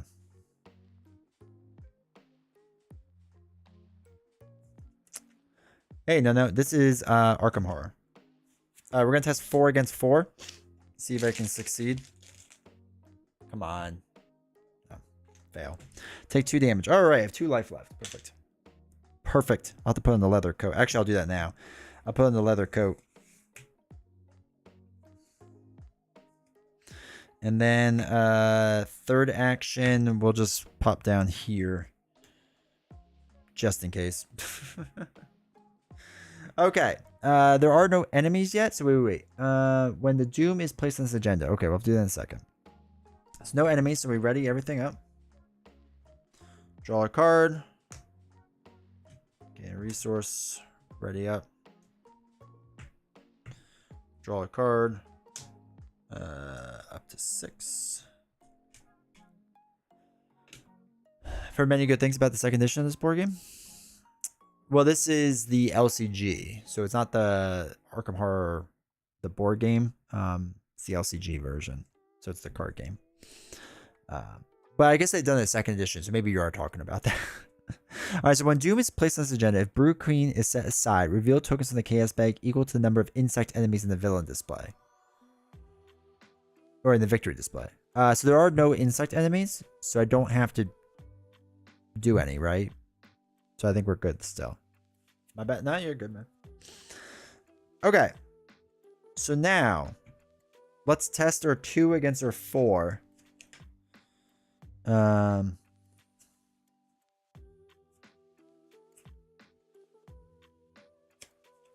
Yeah, and then we can use Pilfer, right? 4? We do have 4. It's a classic board game. It's what got me into board games. Yeah. All right, so I'm going to pay 4 to do Pilfer. 3, 4. So we're testing 4 foot. 4 foot against 2. Hopefully we're good. Did you do oh no, I didn't. I didn't. You're right. I was like, why does it feel off? Is Arkham harder than Marvel Champions as a solo player in your opinion? I was so used to the Prelude where we didn't have to do back cards. It's also welcome Curry. It's different. I don't know if harder is the right word. It's much different. He helps with Pilfer. Oh, that's right. We'll get +2 tactic. How to get into Star Wars Unlimited, by the way. That's the newest card game. How to get into it? Yeah, I've done a lot of games with it. Just get the starter decks. Test 2 book. Increase the difficulty for each lair location in play. There is Blight, Ruins. Okay, so test 2 book against 4. Doom on agenda 2. Yeah, I have 1. I have 1. -1, we succeed. So that's done.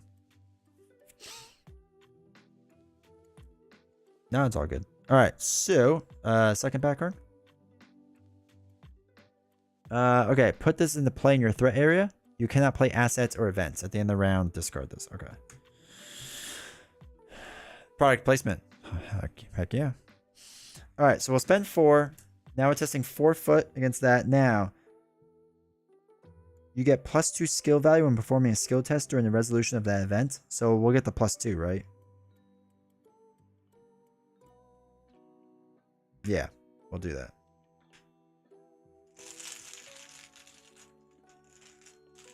So it's 6 against 2. If you succeed, choose a non-elite enemy at your location or reveal location automatically evade. All right, we don't have to worry about that. So we have 3 clues now. So we almost have enough to succeed. So that was our first action. Then we'll talk to Dr. Whatever Faces, who I don't like. All right, so if it's Act 1, it is Act 1. She holds up a round piece of glass to the light. It is cross-sectioned of a petrified tree. Given the gossamer patterns, the professor pockets the sample. The apple orchard wasn't petrified. The structure of the wood itself changed. The cross-section is a dozen different trees, each of its own history and rings, all crystallized. Draw 3 cards. An investigator may trigger this during a different act. Okay. So wait, we should probably put that we talked to her, right? No, I guess we don't have to. So we draw 3 cards. 1, 2, 3, 4, 5. Oh, we got the mask. I do like the mask. All right, let's use an action to get the mask in play. Oh, wait, we don't have 1. So let's use an action to get a resource. And then we'll use another action to pay for the mask. I just like the mask.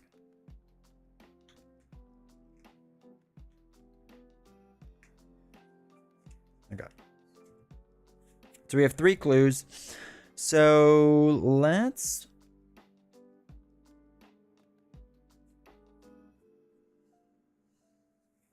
He can't really test 4. All right, we'll gain a thing with him. How many cards do we have?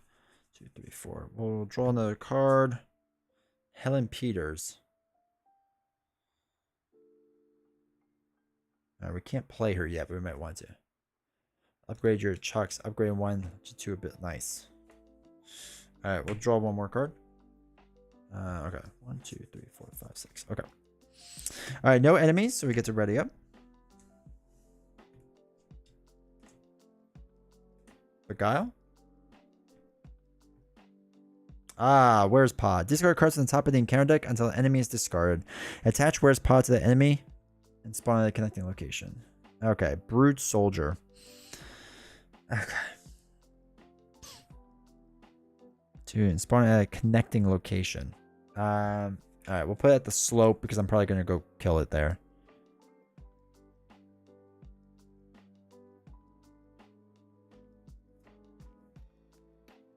Alright.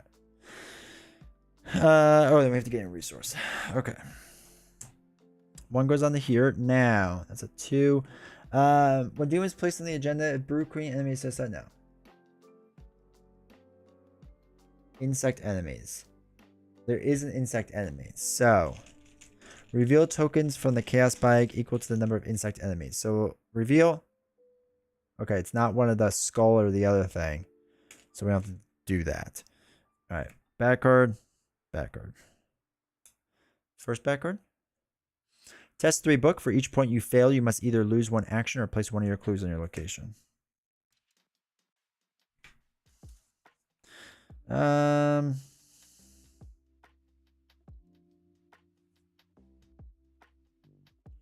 Throw away 2 cards. So we get 4, 5, 6 book against 3. Enemies in the victory display. Oh, you're right. It is in the victory display. My bad. Well, we didn't do it anyway, so. 6 against 3. -2. So we succeeded on that. Alright. Next one is test 5 fight. Okay. Reduce difficulty for each 1 damage on you. Well, I have 3 damage on me, so I only have to do 2. Okay. So 2 against 5. -1. Alright, cool.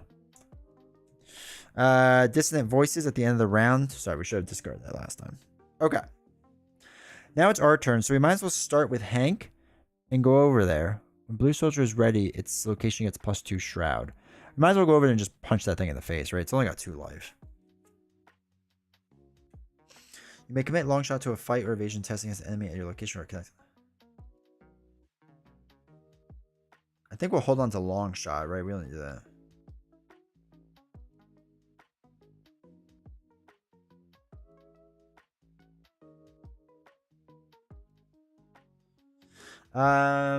Strong armed we probably don't need yet, right?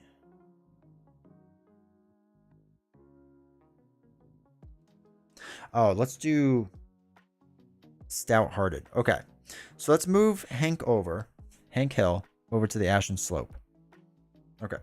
And then we could play stout hearted, right? So Hank Samson deck only play when you engage a non-elite enemy. So we would now engage it, right? Wait, he's aloof.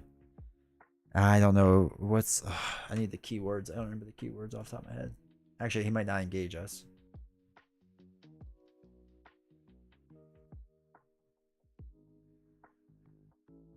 Does not automatically engage when investigators the location. Okay. It spawns unengaged.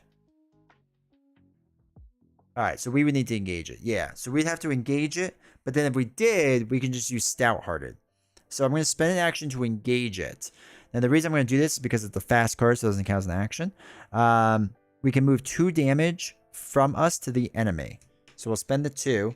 We get to move 2 damage from us and deal it to the enemy. So I get to basically heal 2, right? And then he dies. So this is a victory. Attach enemy gains elusive. I don't think that matters. Okay, so I think we're good. So now we have 1 in the victory display. So we have to do that whole thing later on. Okay, cool. And then let me spend a 3 to play Helen Peters. So we actually get 1 more fight, which is sweet. With Helen. Helen's a puncher. So I like it. Okay, so now we could take what's her face, Alessandra, move her over here and start questing.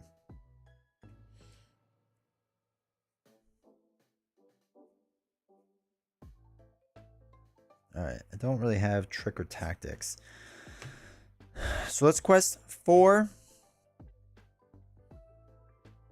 Against 4. Let's spend an offering, so it's 6 against 4. And try to get a clue. That's 1. Okay. So we got a clue. 1, 2, 3, 4. So we have enough to move on. But we have to get both of us over here, right? Wait, when the round ends, investigators the Pearl Estate ruins may spend the pre. Oh, we can just do that now. Alright, so I don't know if we need this last clue. So we can move Alessandra over to the ruins. And then when the round ends, investigators at the Pearl Estate ruins may spend the prerequisite number of clues as a group to advance. She has all the clues, so let's move over. And this way we'll be good to move on to the next thing. And this is still pretty low, so I feel like that's maybe good. Okay, so enemy phase, there are no enemies. Ready up phase. Okay.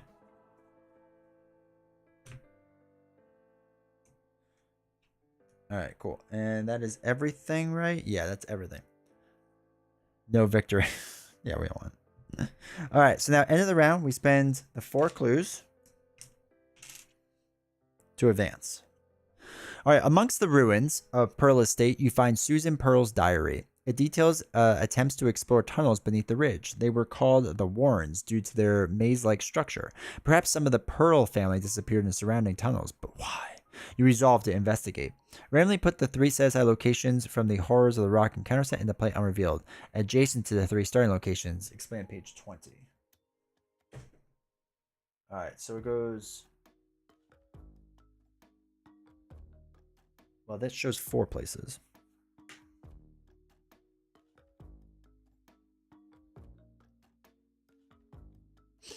All right, hold on. So, really put 3 sets of locations, the Horrors Rock, in the play unrevealed, adjacent to the 3 starting locations. Page, on page 20. It shows 4 places.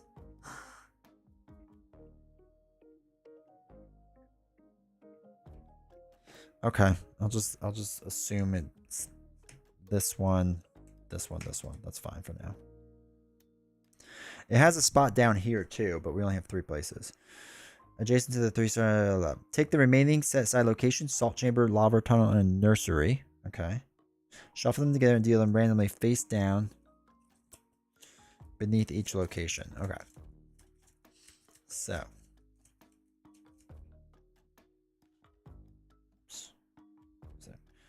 Put this one here. Put this one here. This one here. Okay. Shuffle together. Okay, so that's done. So now, if there are no clues in your location, draw a top card beneath your location. Okay. Investigators at your location spend 1 group as a group to look at the top card beneath your location. You may place that card in the bottom of its stack. There were 1 more. All right. So we need to get crystal remains in the victory display. Okay. How do we get to the caverns?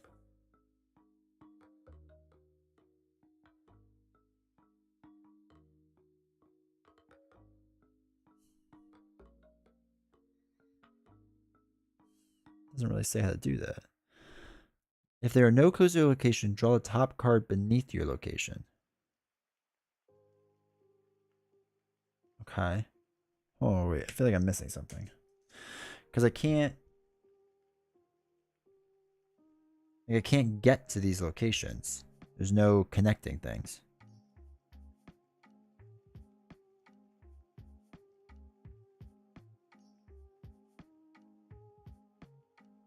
Okay.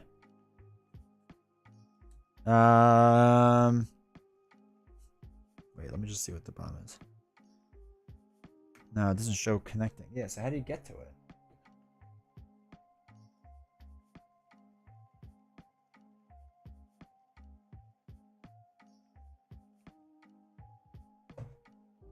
So in one group that had a crystal remains, you control the victory display. Okay. They're connected orthogonally?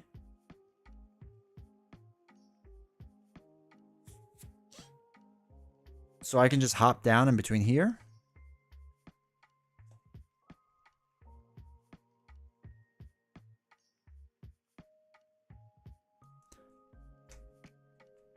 It'd be really nice if they explained that.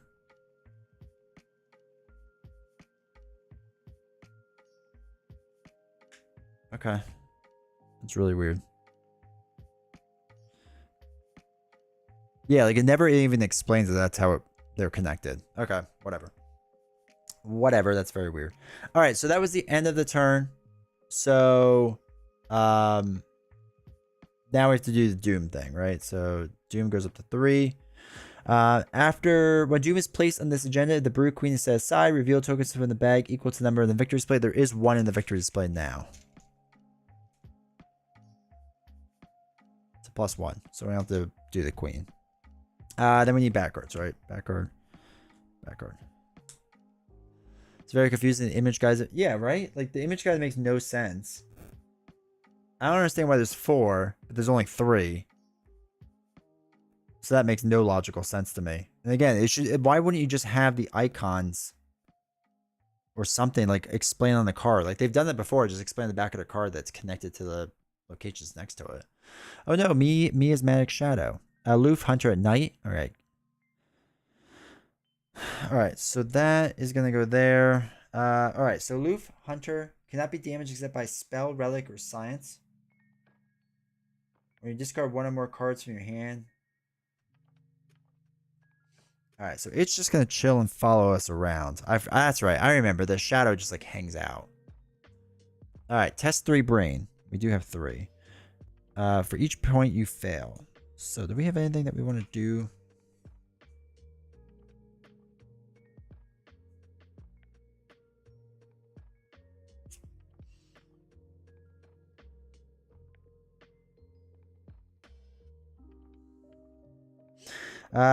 Play after another investigator. No, that's not another investigator. Okay. So let's just test our 3 against 3. In multiple scenarios. I guess. They should just explain it somewhere then now. Like it's not explained literally at all. What's the skull? Minus X. It's half the number of insect enemies rounded up. So it's -1. So I failed. Alright. So for each point you fail, choose a different one. Discard 1 card at random from your hand. There's insect enemy. Alright, let's discard 1 card at random from your hand. 1, 2, 3. Third one down. Ah, it's a talisman. Sad. Okay. So, back on track. I guess let's go to the cavern. Alright, miasmatic shadow. Should we evade this thing?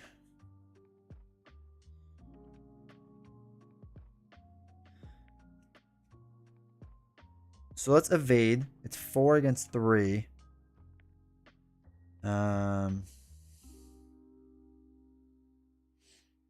Is a trick. So we'll get the +2. So it's 6 against 3. And then we'll gain 2 resources for fun. So it's a 2, 3, 4.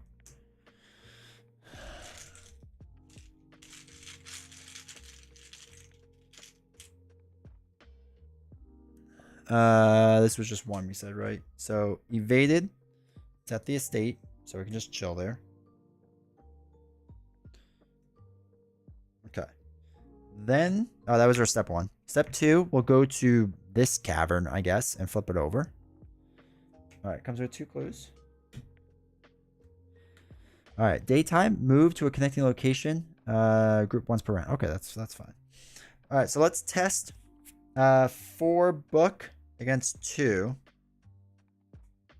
Might as well just test the 4 against 2, right?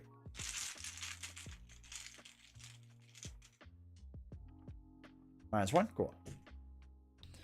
Yeah, I'm gonna say the mask. I think we're still 4 against 2. I feel pretty good about because we only have 1 -3, and then like a tablet, and I think we're good then. So okay, so now it is Hank Hill's turn. He only has 1 book, so he's useless with booking. I mean, is it worth having him? I mean, there's not a lot of things to punch, right? So we have that. We have nothing to punch. I don't know if we should pop him down to the cavern. Oh. Thank you. That's right. That's how we got to replenish it. Thank you.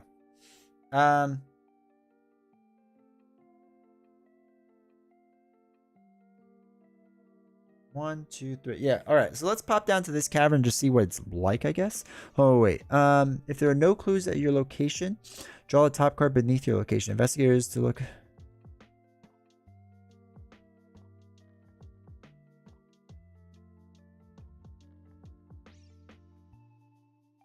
All right. So we need to get a thing in the victory display. We need clues. Okay. So let's go down to the cavern and check it out. See what's down here. All right, so we can move, and it comes in with 2 clues. All right, is there just clues? So basically, there's clues, and when there's no clues, we can take an action to look at the card underneath. We want the card to be, I guess, a crystalline thing. Whatever that is. And that's how we kind of move on, right?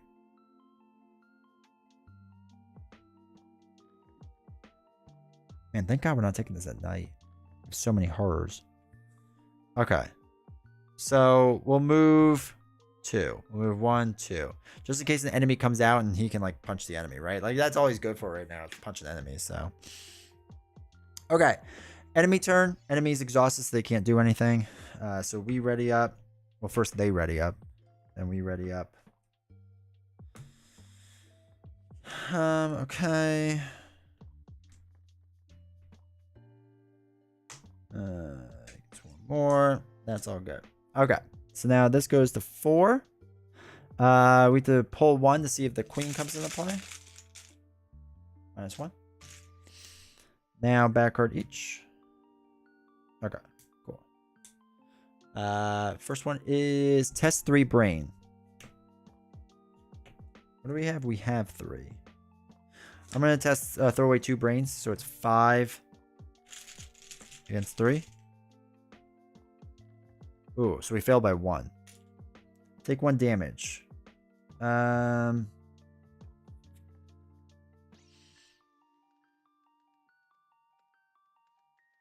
Which can only be assigned to an asset you control. Yeah, we'll put it on the guy. That's fine.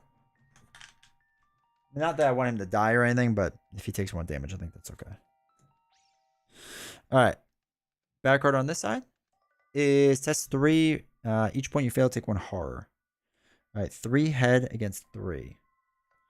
Okay, we'll just test 3 against 3. That's fine. Oh, that doesn't seem good. Oh, that's just 1. Okay, so we fail by 1, so we take 1 horror. Okay, cool. Cool. Alright, so we'll start with her. And we'll clue 4 against 2, right? Yeah, 4 against 2. Okay. So we got the clue. So we have 2 clues. So now, if there are no clues in your location, draw the top card beneath your location. So we might as well do that, I guess. So there's only 1 card, so it's the top, I guess. Alright, so we draw it. Crystallized Nursery. Put this into play adjacent to the location from which it was drawn. Okay. See double crystallized dreams in the trash, but I don't. Oh, yeah. Okay, so let's push all this up a little bit. So this is going to come into play. It comes with 4 clues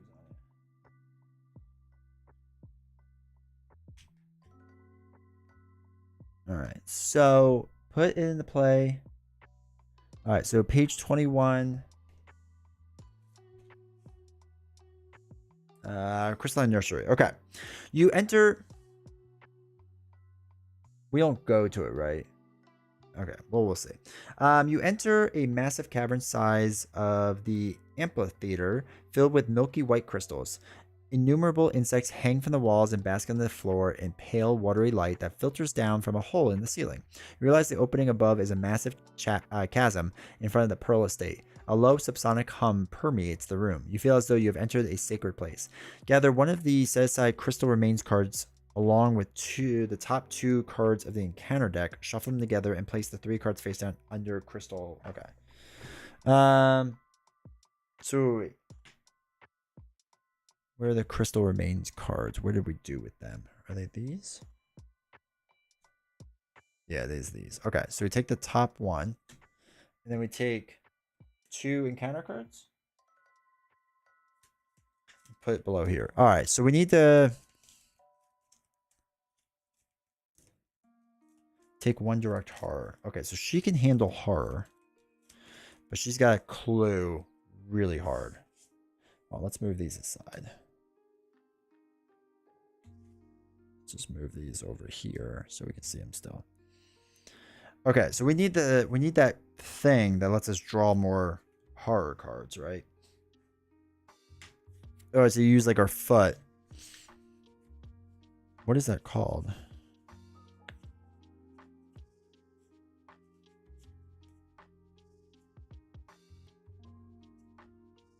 Pilfer. Yeah, we do get a free move. So we basically need to test a bunch off of there and try to win.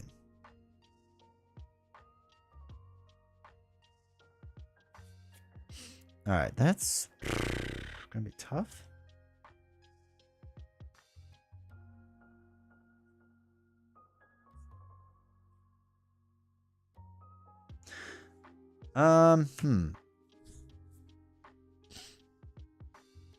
Yeah, we do get a free move. I mean, she could take a lot of horror, so I guess it's not the worst thing in the world. And just keep testing.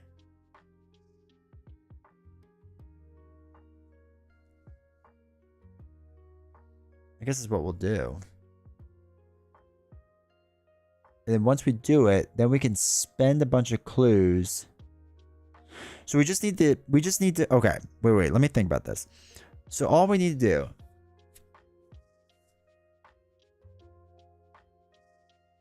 is we need to get the clues off, find one of those special cards, right? Oh, we can spend clues. Okay, if each investigator...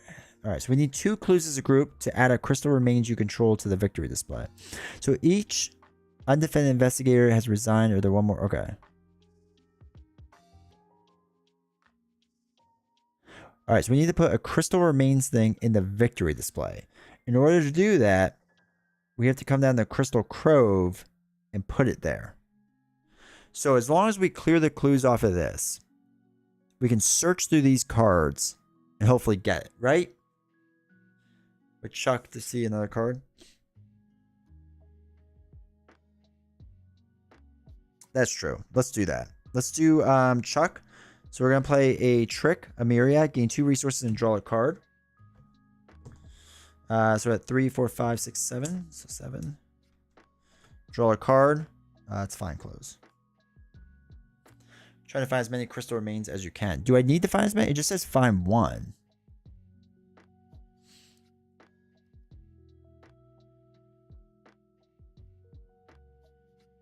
And I guess more is better, but as long as I find 1, I'm okay.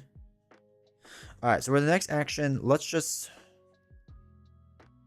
draw a card, I guess. Yeah, with our last action, let's just draw a card. Faustian Bargain.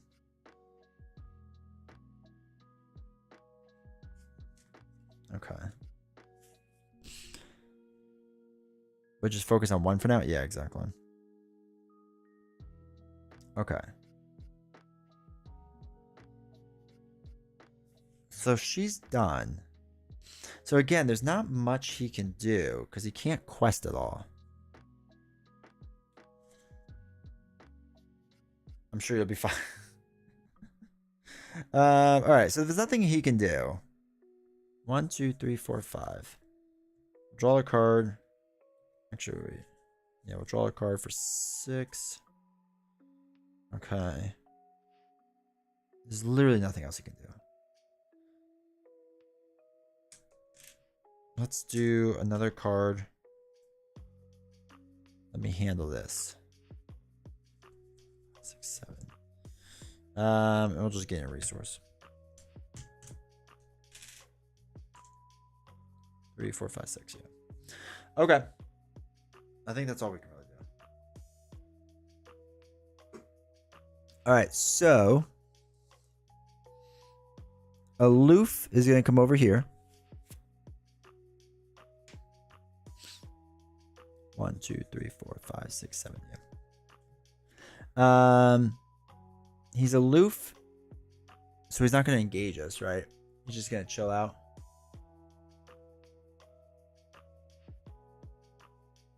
Yeah, I think he just chills out. Okay. So we ready up. Perception. Ugh. Actually, that'll help us with one test and let us draw a card at least. Alright, it's another thing. Ready this up. It's a thing, draws a card. Stunning blow. Okay. Yeah.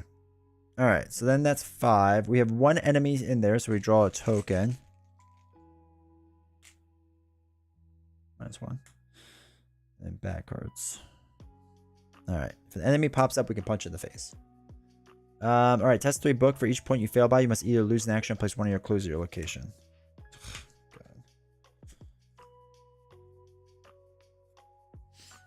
Test 3 book. You know what, let's use a mask. And we're gonna test 6 against 3. What's that? -2. If you're at a lair location, reveal another token. Am I at a lair? No, I'm in a cave. I'm in a dark cave. Alright, succeeded. Oh, lair's down there. Okay. Alright, his bad card. Put the Chroma Blight into your play in your threat area. After you draw 1 or more cards from your deck, place 1 resource on Chroma Blight. If there are 6 or more, put it aside crystal. Okay, so that's gonna stink. Deal with that later. I mean, I'm just gonna punch that thing in the face. I don't really care. Okay, so first thing we'll do is we'll invade this, right? Might as well.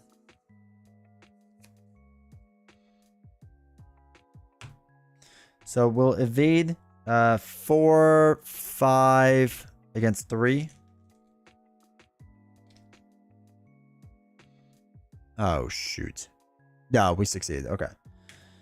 So we evaded. Get charged back on the mask. Let's do our free move action to come up here. Right? Because we get 1 per group. Group limit. Yep. Okay. 1 per group. So we'll go up there. Okay. And then she will quest. So first thing we'll do is we'll do perception. So 4, 5, 6 against 3. Don't have to invade. It's not engaged. Oh, I guess not. All right, so we just left, which is fine. So wait, this is our first action then. Okay. So we're questing 6 against 3. -1, we succeed. All right, so we get a clue, and then we get to draw a card because of perception. Grift. Choose an enemy at your location and test 0 foot. For each point you succeed, gain 1 resource. Okay.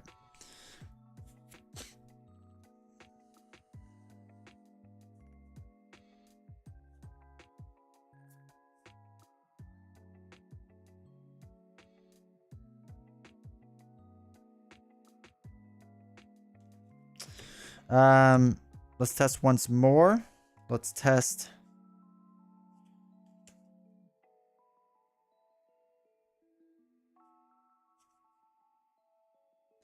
You don't really have a trick card to use, right?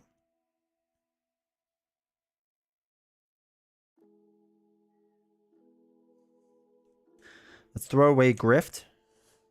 So we have 5 against 3.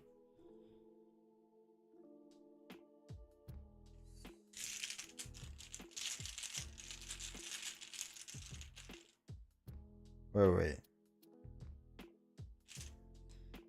When you play attack. Yeah, okay. So it's 5 against 3. +1, okay. So this is now down to 2. And we were at 3, so now we're at 4. So 3, 4.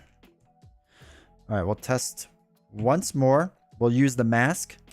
So it's now 6 against 3. Hey, Beast, how's it going? Alright, succeed. Okay, cool. It is going, dude. It is going. We're hanging in there. Alright, cool. So now,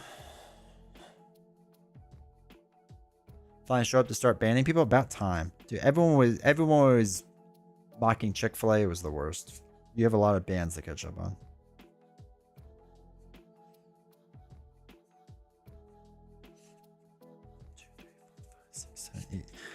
I guess let's move our guy somewhere else. Or should we... Because I don't want him to stay up here because I don't want him to get family in town. Ugh. Tell them that they should be watching the stream.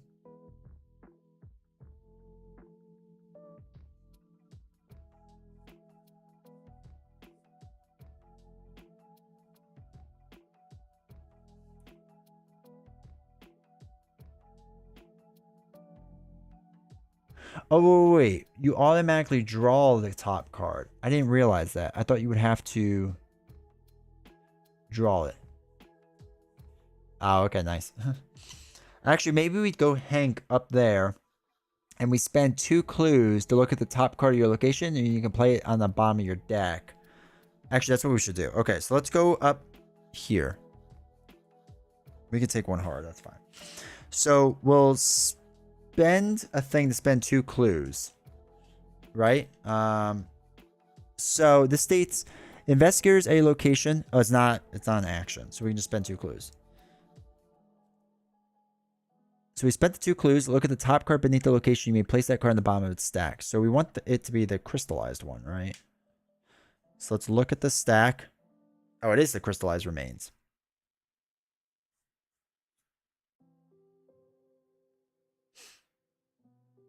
All right, so we just need to get this card and then run it down to Crystal Cove and spend 2 to add to the victory display. And at least we win 1 thing. Crystal is defeated. Shuffle them the top 2 cards in the account. Okay, cool. So we'll put that back on top. All right, so that's all we need to do. 6, 7, 8. Okay. So there's nothing really else to do with Hank. So we'll just draw 2 more things. So that's 6, 7, 8, 9. So bring him up to 9 resources. All right. Enemy readies up. I think he was here. I don't know. You all making it sound like I should do more. But we can just resign. All right. Let's just first run this down. Okay. So we will ready up. We got that. Got another beguile. Ready this. Draw a card. When we draw a card, we have to put a thing on there. Ah, it's Peter. Good old Peter. We have too many cards. Just get rid of that one. Okay. Cool. This goes up to 6. Draw a token because there's 1 enemy in the victory display. -1. Draw back cards. 1, 1. All right, first back card is Test 3 Brain.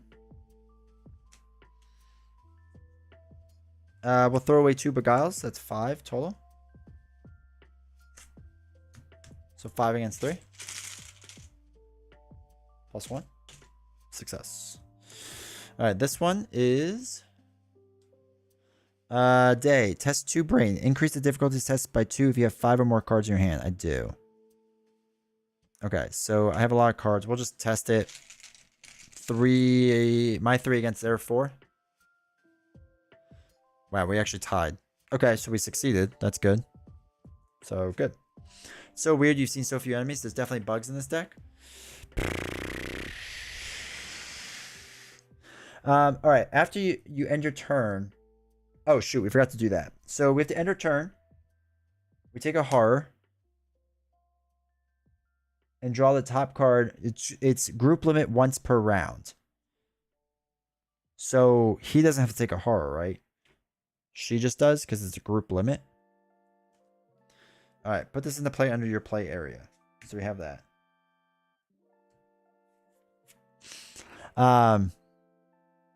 Yeah, so the way I look at that, it says after your turn ends, take 1 direct horror, draw the top card of the stack beneath the crystal nursery. Group limit once per round. I don't know if it's just drawing it is once per round or taking a horror is once per round. Let's just say we both take a horror, but we only draw once. I don't know. That might be how that works. Okay. Probably didn't put them in. I'm pretty sure it did. It can only be done once. All right, so we don't take the horror. Perfect.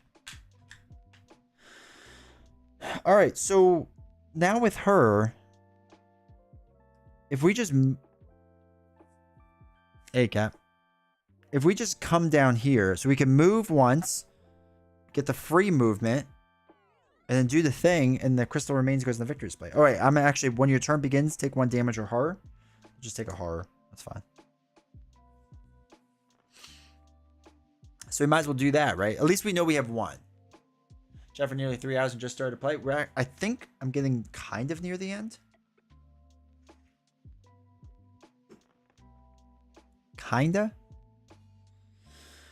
All right, so let's do that. Let's do 1 movement. Come here. This thing's aloof, so it won't engage me. I'm going to use the free movement action to come down here. Now that I've gone past that, I get 1 more on the fox mask. And then I'm just going to spend 2 clues. So I'm down to 1. And add crystal remains control to the victory display. So at least we did 1. We've at least done 1. All right, so objective, if each undefeated investigator has resigned and there are 1 or more crystal remains in the victory display, advance. I mean, chat, we can go to bed early. I don't know if I really want to see what the other ones are.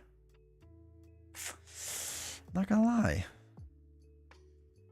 All right, what do we have going on? We would have to get more clues, which is fine. We probably flip it over.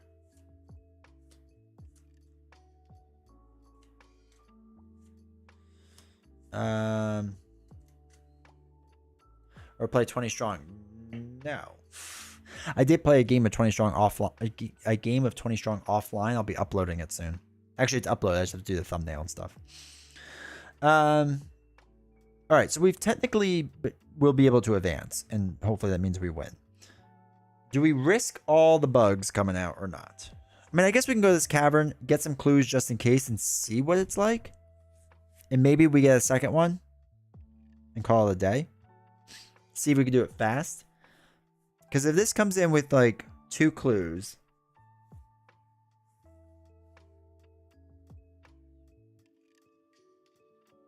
We need like 4 clues total. Well, we might want to go for these clues then. The reason being, I don't really know. It's pretty easy. Yeah, I guess that's true. All right, let's go to the easy location. We'll go over here and we'll get some clues and maybe we'll just try to do 1 more. Maybe. All right, so now Hank's turn. He's going to come down here. This is limit once per round, right? Or once per group. Okay, 1, 2, 3. So he's down here too, just in case. Cool. Enemy's turn. They're going to pop over here. Then we're going to ready up. Draw a card. Zamcano. Alright. Nearest empty location. It's not empty. It's not empty. Put them in a dry borrow. Alright. And then we get a thing. That's fine. This gets another one on it. Draw a card. We're going to have too many. It's now resourceful.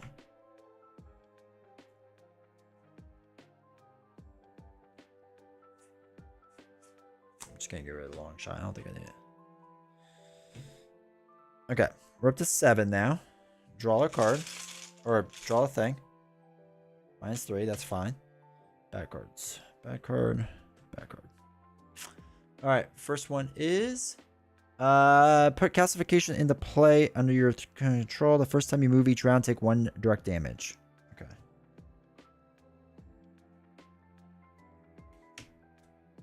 Yeah, I thought I was going to lose somebody by now, but...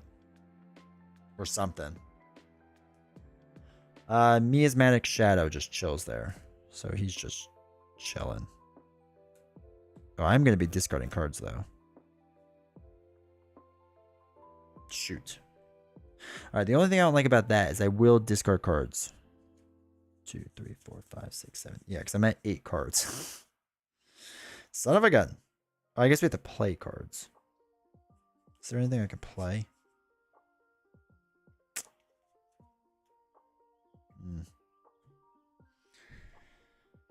Take 1 direct damage.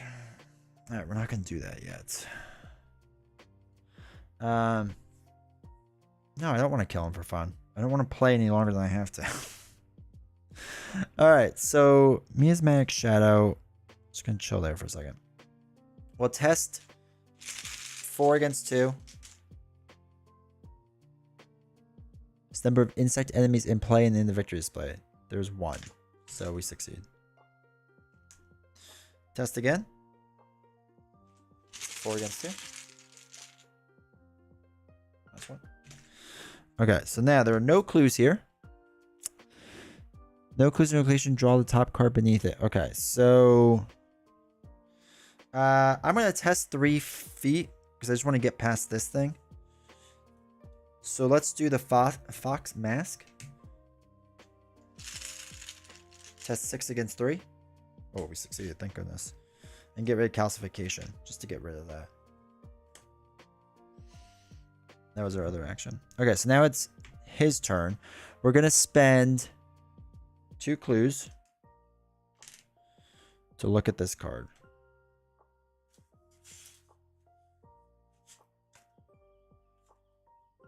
Alright.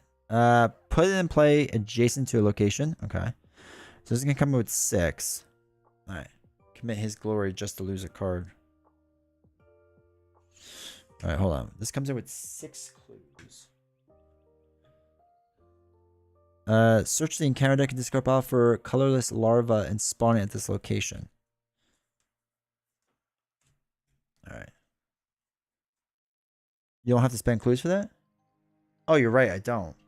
I don't know why I was thinking that. You're right, it's just an action. Colorless larva, okay. It's aloof. Oh, I could punch it though, right? Oh, I could finally punch something. Alright, color, what is this? Larval tunnel.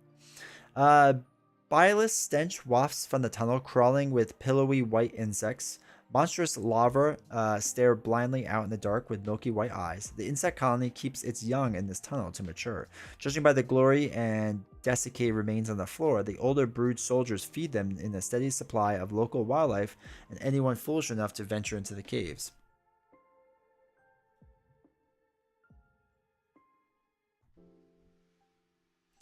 Gather one of the set-aside crystal remains cards along with 2 top cards. Shuffle them into the... Alright. Do their usual thing. So 1, 2, shuffle all these up.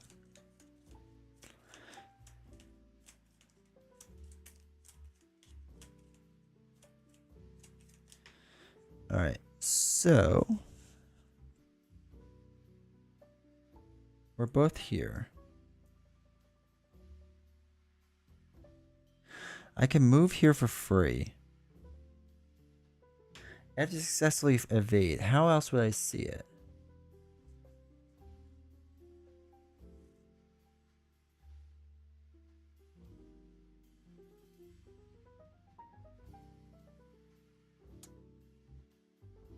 Oh yeah, but the insect will go to 2 things. Okay. Oh wait. After you successfully evade an enemy at larval tunnel, discard the top card of the stack. So we want to just evade that card.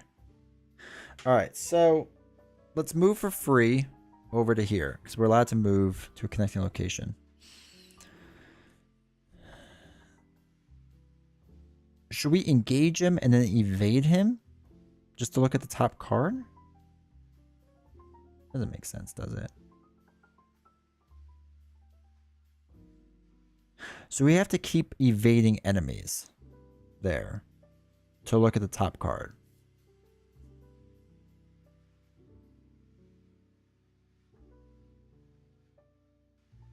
I don't know the best way to do that.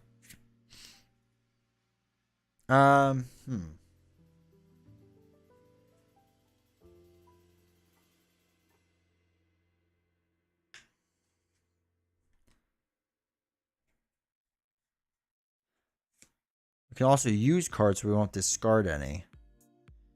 And that's important for some reason. I forgot why.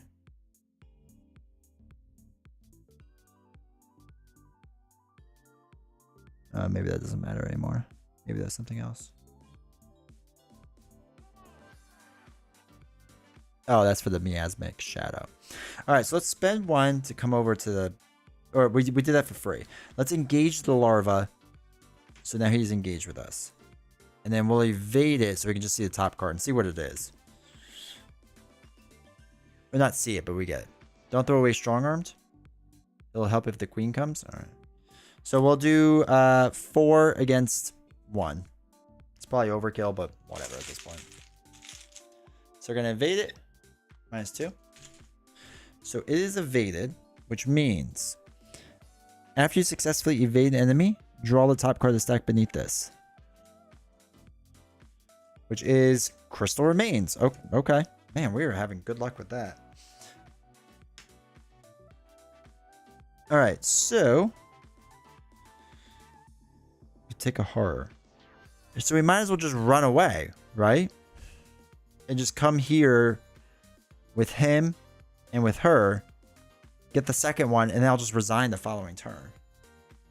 I think that's the play for right now.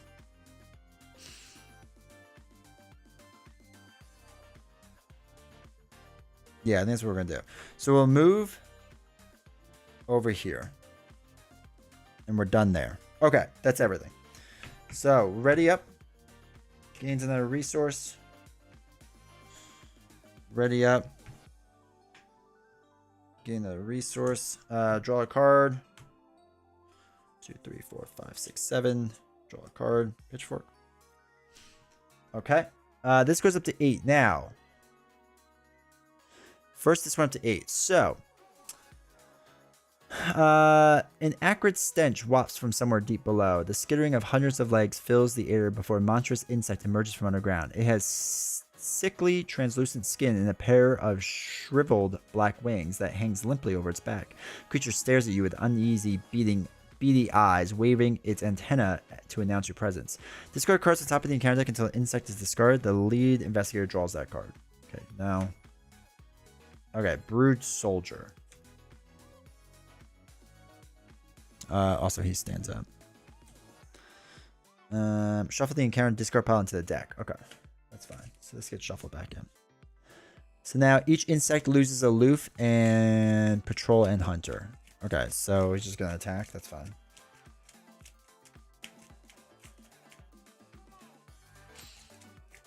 Kill it with fire card. There's gonna be a punch in the face with fire.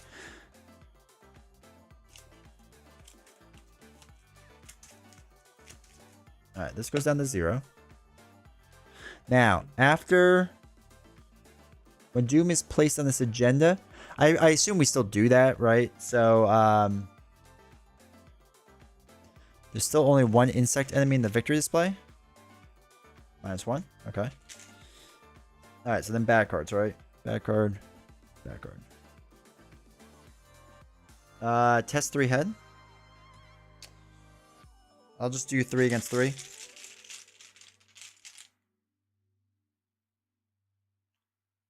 Alright, so I failed by 1. Was assign a horror to an asset. Okay, that's fine. Test another one. Attach fungal rot to an item you control. If you cannot, gain surge. Alright, we'll attach it to the armor. Okay. Now it's our turn. Now, when our turn begins, we're gonna do what's our guy? Hank first. Hank Hill. And after he attacks and kills this insect by punching it to death, we can do a free movement and then move and then move. And then she should just be able to move, spend resources, and like maybe move and move or something. Something like that. And that's what we're going to do. So when his thing begins, he takes 1 horror. Because he's got, he's just holding on to the thing. So we're going to put it on our ally first. All right, we've been waiting for this, chat. We've been waiting to punch things in the face, let me tell you.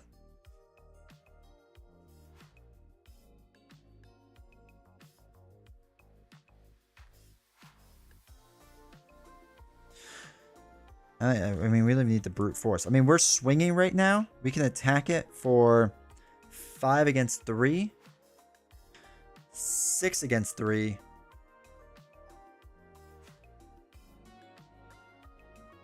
I mean, 6 against 3 plus 1 damage. I think all we have is -3 in here, so we should be able to succeed. This is -2. Oh, wait. Are we at a lair? No, we're in a cave. Okay, that's fine. So we punched it in the face. We did 2 damage. It died. Stunning blow is the best art? Yeah, it's really good. All right, so we punched in the face. Really successful. We're really strong at punching things in the face. So we're gonna move now. All right, first we're gonna move for free from here to here, then move 1 here.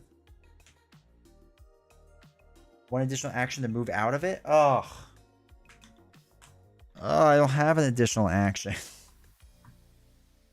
Okay, I see how it is. Okay. There's nothing really else I can do, so I'll just gain more resources.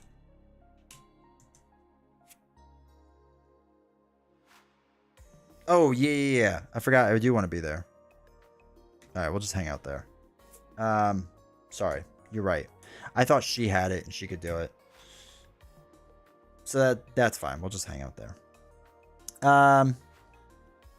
So we'll use his action. We didn't use the free action then. So we used all of his actions to basically do nothing. All right, so now she can go. We'll use the free action with her. Then spend... No, it's that you control. Wait, so we can't do that. She would just move and we have to hang out, but she doesn't control it, so she can't do it. Okay. I think we just have to hang out. I don't think we can do anything yet. We get 1 more in the fox mask because we got away from this thing. Oh, this thing should have came down here. Okay. To the other side of the stand to grab some chocolate. All right, so basically she had to control it, but she doesn't control it. So we just have to all hang out here for basically this turn. That's all we can really do. And then we'll start with we'll start with him to spend the resources that she has to put the crystal thing in and then move. And we should be good. Yeah, I think that'll be good then. Okay.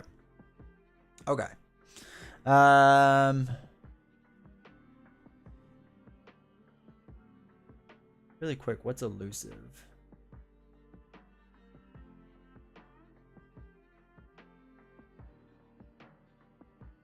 This is not in the rulebook?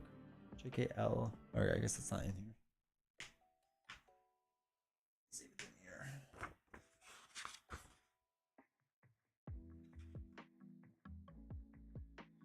We want to avoid the investigators.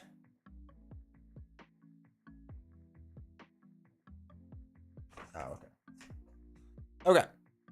So let's ready up. I don't think we did this last time, so we should have done this. So we'll ready up. Get another resource. Draw a card. Bianca. This gets another one on it. Ready everything up. 1, 2, 3, 4, 5, 6, 7, 8. He gets another resource.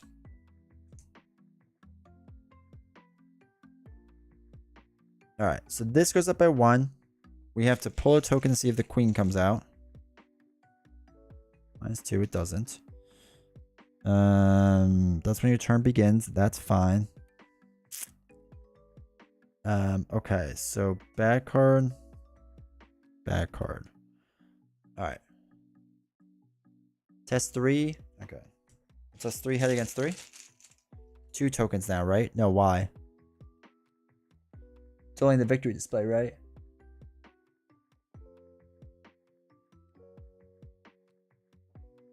Number of insect in the victory display. Yeah, there's only... Oh, wait. These should also come over here before I forget. There's only 1 in the victory display. You killed the second bug? When? Oh, yeah, I did. I didn't put in the victory display. I forgot I punched that thing. All right, so 2 tokens. We did the one. The second one is... Oh my god. Did we just spawn it?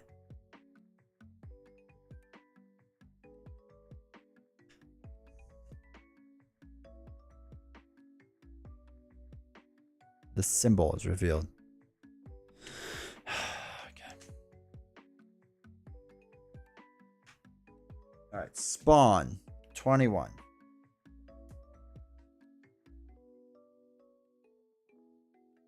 Okay. The massive corpulent form of an insect lurches out of the dark tunnel. The Brood Queen's antenna wave in the dark, emitting unsettling vibrations. In moments... JSVO, thank you for the follow. In moments, the cave is filled with her brood, each of them glowing a faint blue light. Spawn the location nearest to you with the most investigators at a cave location. Okay. Remove each insect enemy from the victory display and spawn it at the Brood Queen's location. Are you kidding me? Oh my god. Okay. That's frustrating.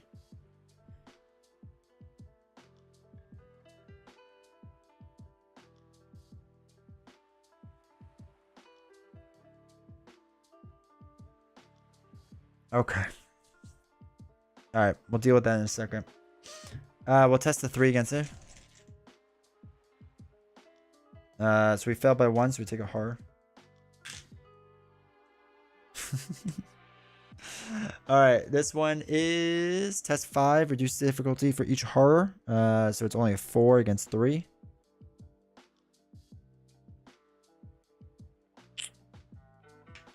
Okay, we'll just fail it. Or try to succeed.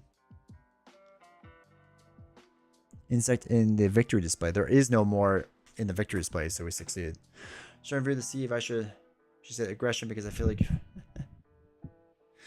Okay. So Brood Queen has 5 life. Here's the thing, chat. I'm just going to punch that thing in the face a lot.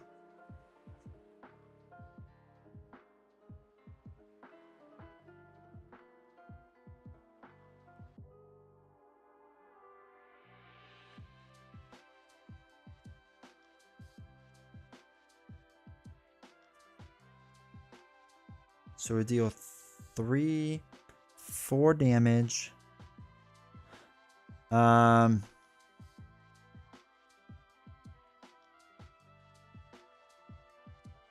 X is the current day number. Okay. 7 life? No, it doesn't get 7. No, it's 7 life. Where X plus X health. Oh no, you're right. It is 9 health. So it'd be 9 health against 3, 4 fight. So 1, 2, 3, 4 fight for each insect. So it's 4 fight, 7 life. Best to kill the smaller ones.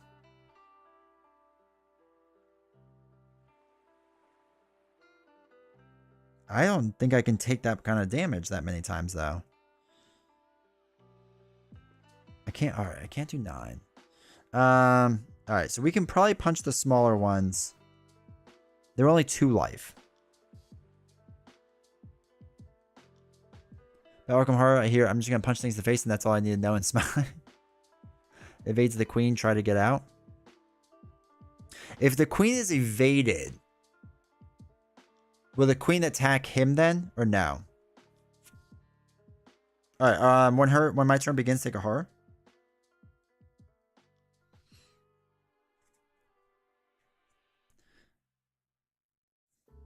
So first action, we're gonna test 5, 4. We'll test 4. No, we test 5. We test 5 fight against his 3. Evade the queen. She wouldn't attack.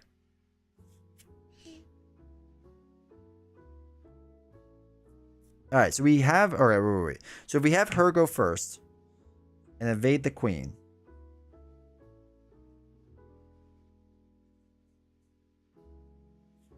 So let's test 4, 5, 6 against 3.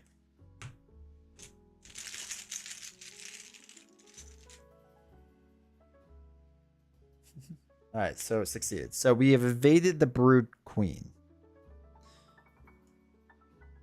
Now, oh, we can't leave. This was the whole annoying thing, is we have to get rid of the crystal remains with him first. So she has to just hang out there. There's nothing she can do. That was the annoying thing we had going on.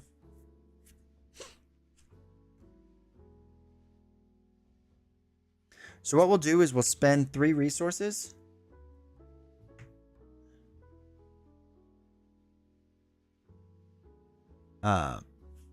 Yeah, we'll spend our 3 resources to get the gun. The gun has 3 ammo. Put the 3 on it. We will use the gun for 4, 5, 6, 7. We'll do 7 foot to shoot one of the brute soldiers. Give it the chair.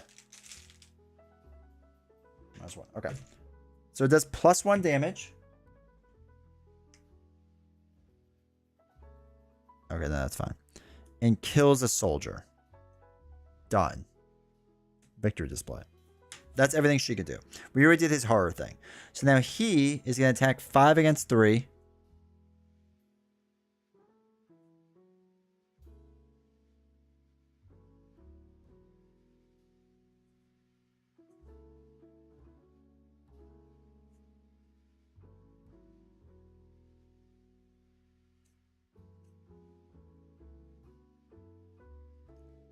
Five against 3. We're just going to throw away this for a fist. So it's 6 against 3. Shooting the brute soldier. Alright, success. That is dead. Okay. Now, we can then spend 2 of the resources to put the crystal remains into the victory display. Now, that's going to ready up, and we have to evade it. Is packed with extra damage. Easily next turn for the VP. Well, that's what I'm wondering. Do we attack it now and then have Hank start the next round and just keep punching in the face, right? Can we attack it now when it's evaded or no? Are you not allowed to attack evaded enemies?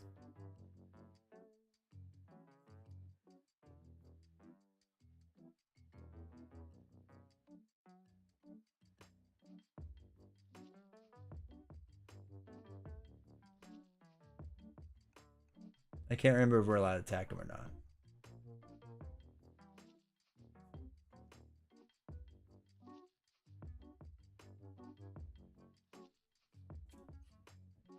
All right. So, a brute force with a long shot. Oh, okay. As long as it isn't aloof. You can attack an enemy not engaged with you. Okay. All right, so brute force. While brute force is committed to a test, gain +2, and its text gains, you deal 2 extra damage. Okay. You may commit long shot to a fight or evasion test against the enemy at your location or connected location. Okay, so we'll do that. So we can then swing 5 against... Oh, it's just 2 now. So it's 5 against 2 because we killed the other 2 insects. So 5 against 2. Get to the chopper. What's skull? Half the number. So it's just 1. So it's -1. So we succeeded. That's fine. So we deal 1 damage, 2 damage, 3, 4, 5 damage. Oh my god, we're going to kill that thing dead soon. Okay, that's that. It's a lot more than 5? No, it's not. It shouldn't be. Where would it else it be?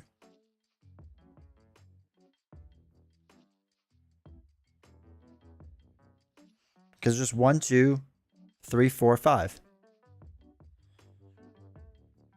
The sledgehammer just dealt +1. So I dealt 1, sledgehammer's 2, 3, 4, 5 damage.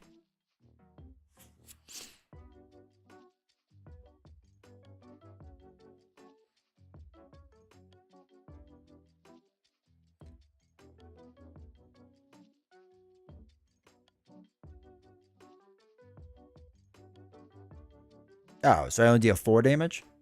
It's only 4. Brute force is only a basic attack. Can't go with that. Ah, that stinks. Alright, so it's 4 damage. So let's put 4 on him.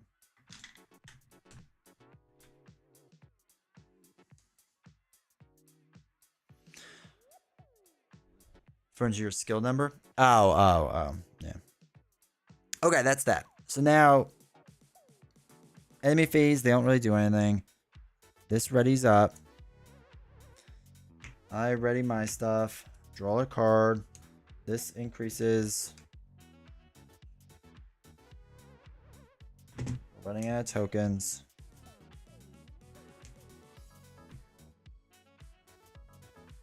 Okay, another P.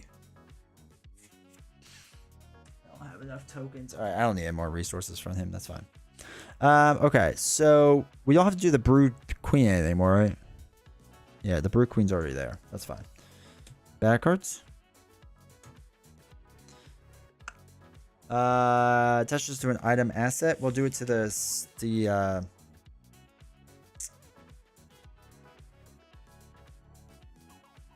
clothing. Test 3 head. Okay, so 3. We'll throw away 2 Pete's, so it's 5 against 3. -1. All right, success. Okay. All right, so it's 5, 6, 7, 8, 9. So we have to do 5 damage. Sledgehammer next turn with the strong arms. What does strong arms say? All right, so we can do 1, 2, 3, 4. We'll be 1 short still.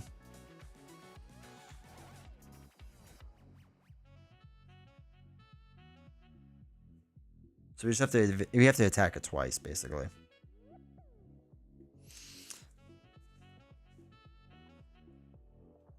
So we'll do.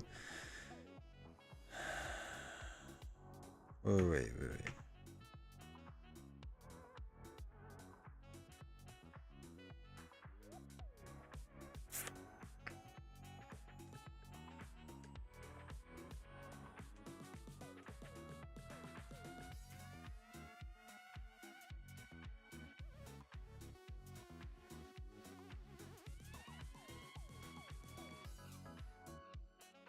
Okay.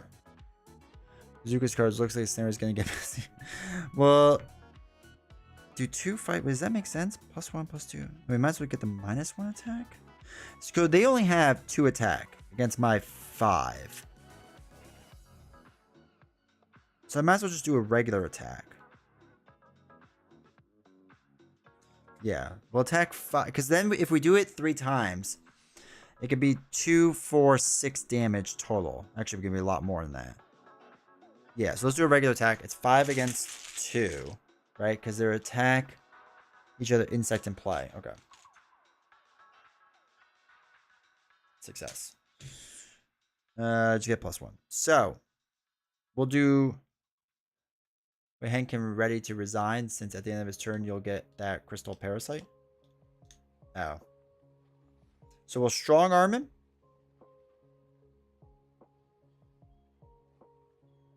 Which deals 1, 2, 3 damage. 3, 4, 5. Oops. Let me flip these over. So that was our first one.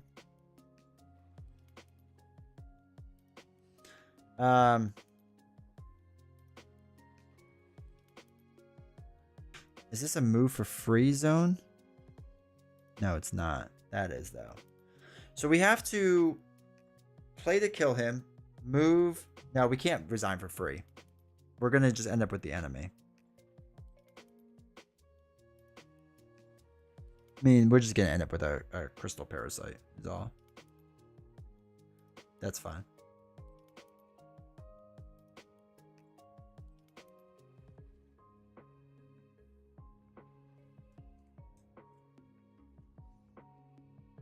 All right, let's attack. 5 against 2 again. Yeah, I think this is fine. Ugh. Lair, we're not in a lair. Okay. Deals 2 damage. 5, 6, 7, 8, 9. Okay, knocks out the Brood Queen. She is dead. If she dies, she dies. Here no matter. Yeah. All right, so what's going to happen is we'll move Hank up here. And then we can evade or do our last thing over here, right? When we do it, he's going to do an attack of opportunity on us and just going to hit us for 1 damage. But then he's elusive, so he's going to move to a different spot. I'm pretty sure it's how that would work. So Zamakona is with us or attached to us. And then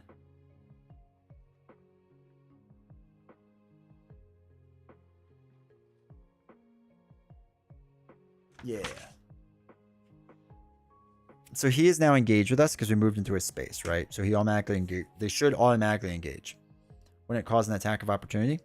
Yeah, but doesn't he just engage with us? And then we move over for free. So we're chilling there now. Doesn't matter. He's with us now. That's fine. So that's that. Then she gets to move up here. Up here. And then last one is to resign. So she is resigned. She is done now. So we don't have to worry about her. Cool. So now we just have to worry about him. And that's it. So we ready up. Now we draw a card. In doing so, we put our 6th one here. We place a crystal parasite into play. Engage with us. Which I don't think really matters. Okay. 3rd one comes on. Do our bad card. Test 2 head. Increases the difficulty if you have 5 or more cards in your hand. If you fail, discard 2 cards from your hand. That's fine.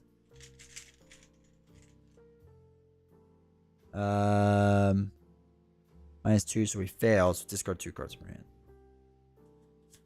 Alright, I think we're good then. Just 2. Alright, cool. That's it. Now it's our turn. I think we can just resign, right? Resign conquers all. So I think we can just resign. We don't have to worry about them attacking us or anything. Even if they did attack us, let's say, for the extra VP, no. Not gonna, because they have 6 life. That's too much. So like, I don't think they would deal damage, but even if they did, it wouldn't really affect much in the long run. Yeah, no, I don't want to. He has 6 life. That's just too much. It's not worth the 1 VP. Okay. Success.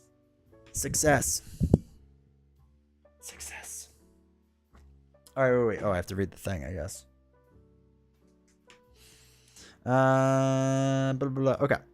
Here we go. There's exactly 3. Oh, no. Okay, we're good. The scent of decay and strange creatures' pheromones mixed to create a uniquely awful musk. Emerging from... Came out to add some spice to the end. All right. Emerging from the caverns, you lay down the last member of what you assume must be the Pearl family. The acidic residue from their strange crystalline growths burns into your skin.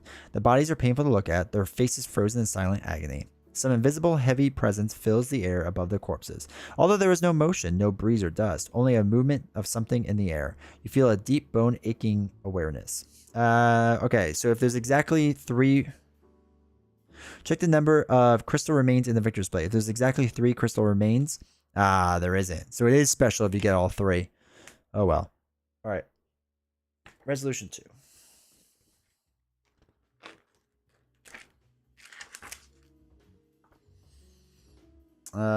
Resolution 2. Okay. Wait, resolution 2 we said, right? Yeah. You lay the remains you could recover in the bed of Theo's sky blue truck. The buildup of minerals makes them simultaneously heavy and incredibly brittle. You don't know what warped bodies of the Pearl family, but it surely wasn't quick. They must have been horribly deformed when they died. You document the remains in a few samples of growth, then bury the remains in a shallow grave. In your campaign log, record the remains were partially recovered. Man, so was there no difference if I did 2 or 3?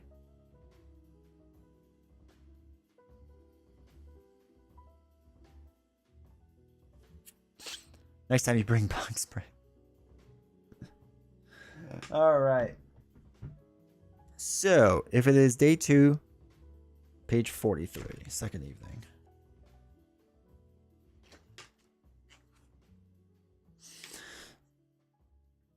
All right. So, oh wait, we have to do victory points. So, none of the places have victory, right? So it's 2, just 2 points. Is that it? Oh no, 2, 3, 4, because of the crystal remains, right?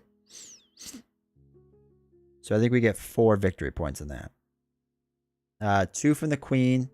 Brood soldiers had 0, but crystal remains each had 1. So 2, 3, 4. I think we're good.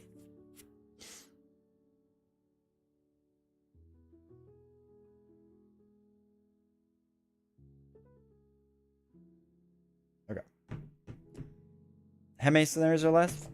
I think a million. I have no idea. No, because there's only 3 days, right? So this is the prelude, the second evening. So, second evening. Oh god, there's a lot to do. No, we're not doing second evening. We'll do it later. How much total VP are we at? Okay, Alessandra has 6 of 13 spent, and Hank has 4 of 12 spent. Alright, so I'm not going to do the prelude the second evening. We'll save that for another night because it's already late. I'm tired. And it looks like there's a lot of, like, things to do. So we'll deal with that another time. Because that was exhausting. But that was good. I actually like that scenario. The scenario is fine, except for the weird adjacent thing going on. But past that, I thought it was pretty good. I thought it was a pretty solid scenario.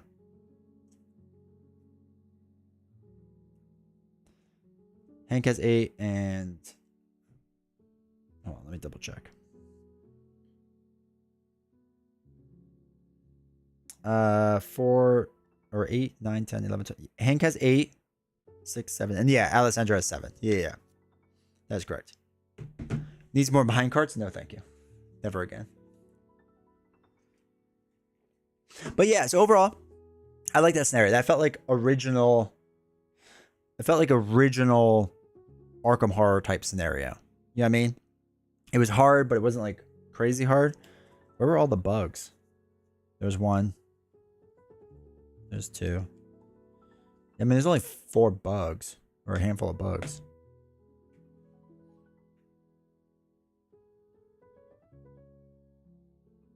Which is interesting. I mean, it was kind of cool getting the big queen out there. It was fun to punch her in the face, so that was nice. It was nice that I finally had something to do. Aside from the rail cart scenario, this seemed pretty chill so far. Yeah. So far it's been pretty good. The rail cart was the worst. The bugs got scared. That was by far the worst. But yeah, this was, I felt like a good scenario. I felt like this was really fair. It 95% of it made like complete sense to me. So yeah, I really can't complain about it. It's definitely better than the last 2. The last 2 boxes for sure. The end of Hank's sledgehammer. I mean, it was nice. Like that. My one worry with this was just like Hank wasn't doing anything, so it's just like I'm just getting all these resources for no reason, and I'm like, okay, like I don't know what to do, but luckily it all came through and we started crushing at the end, which was nice. It was nice to do something like that. The sledgehammer is just so nice. Is there a way to get him a more powerful sledgehammer so I can deal more damage? Is that a thing? Chilling out until the need, yeah. Think about, they pull me right back in. I don't know about that, but I will be. I mean, doing Arkham like every now and again is nice. I'm not the type of person that could do this constantly, but every now and again, I think it's a nice thing. It's a weird game to stream. It's just like an exhausting game to stream. It just takes a long time to explain everything. I mean, it's helpful, but yeah, there's a better sledgehammer. I'm not saying I want it, but if it makes sense, I like to punch things in the face more. But no, it was good. It was a good scenario. So, alrighty, chat.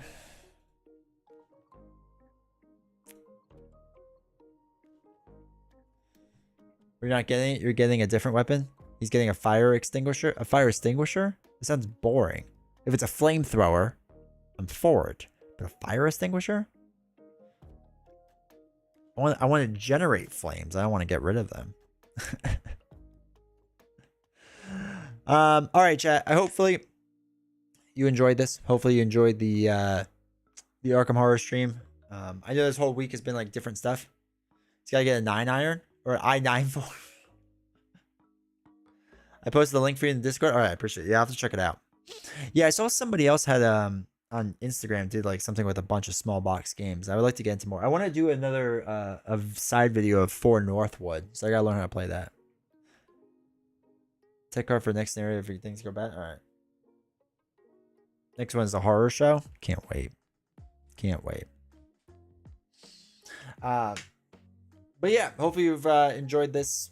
Something different that we're doing here. I appreciate you all being here. It was nice to see everyone. And yeah, we'll be live again Thursday night. It's gonna be Novels and I opening up a booster box of Lorcana, trying to pull an enchanted card. It's really good but very difficult. All right. I mean, we've succeeded at what, 1 or 2 things now. So if we fail, I know you don't want me to fail, but like maybe it's not the worst thing in the world. Oh, maybe it is. Who knows? We'll see. We'll deal with it next week. I'm not gonna think about it now. But all right. So appreciate you all being here. If you haven't yet, join Discord. If you haven't checked out the Patreon yet, make sure you do. We're still working on trying to get to 40 patrons over there. So yeah, appreciate you all being here. It is. Appreciate you all being here. Hopefully you've enjoyed this content and whatnot. And I will see everyone again Thursday night. We'll be doing a stream with novels, and then we'll have more YouTube videos coming out. Thursday is also going to start the expert campaign series premiere videos, so they'll be coming out soon. This Thursday will just be an introductory to the decks, because I'm using Iron Man and Captain America, so it'll be cool to see. But yeah, appreciate you all being here. Appreciate you hanging out. Steven, thank you for the help again. Thanks everyone for hanging out and chilling and whatnot, and I will see you all Thursday night. Take care.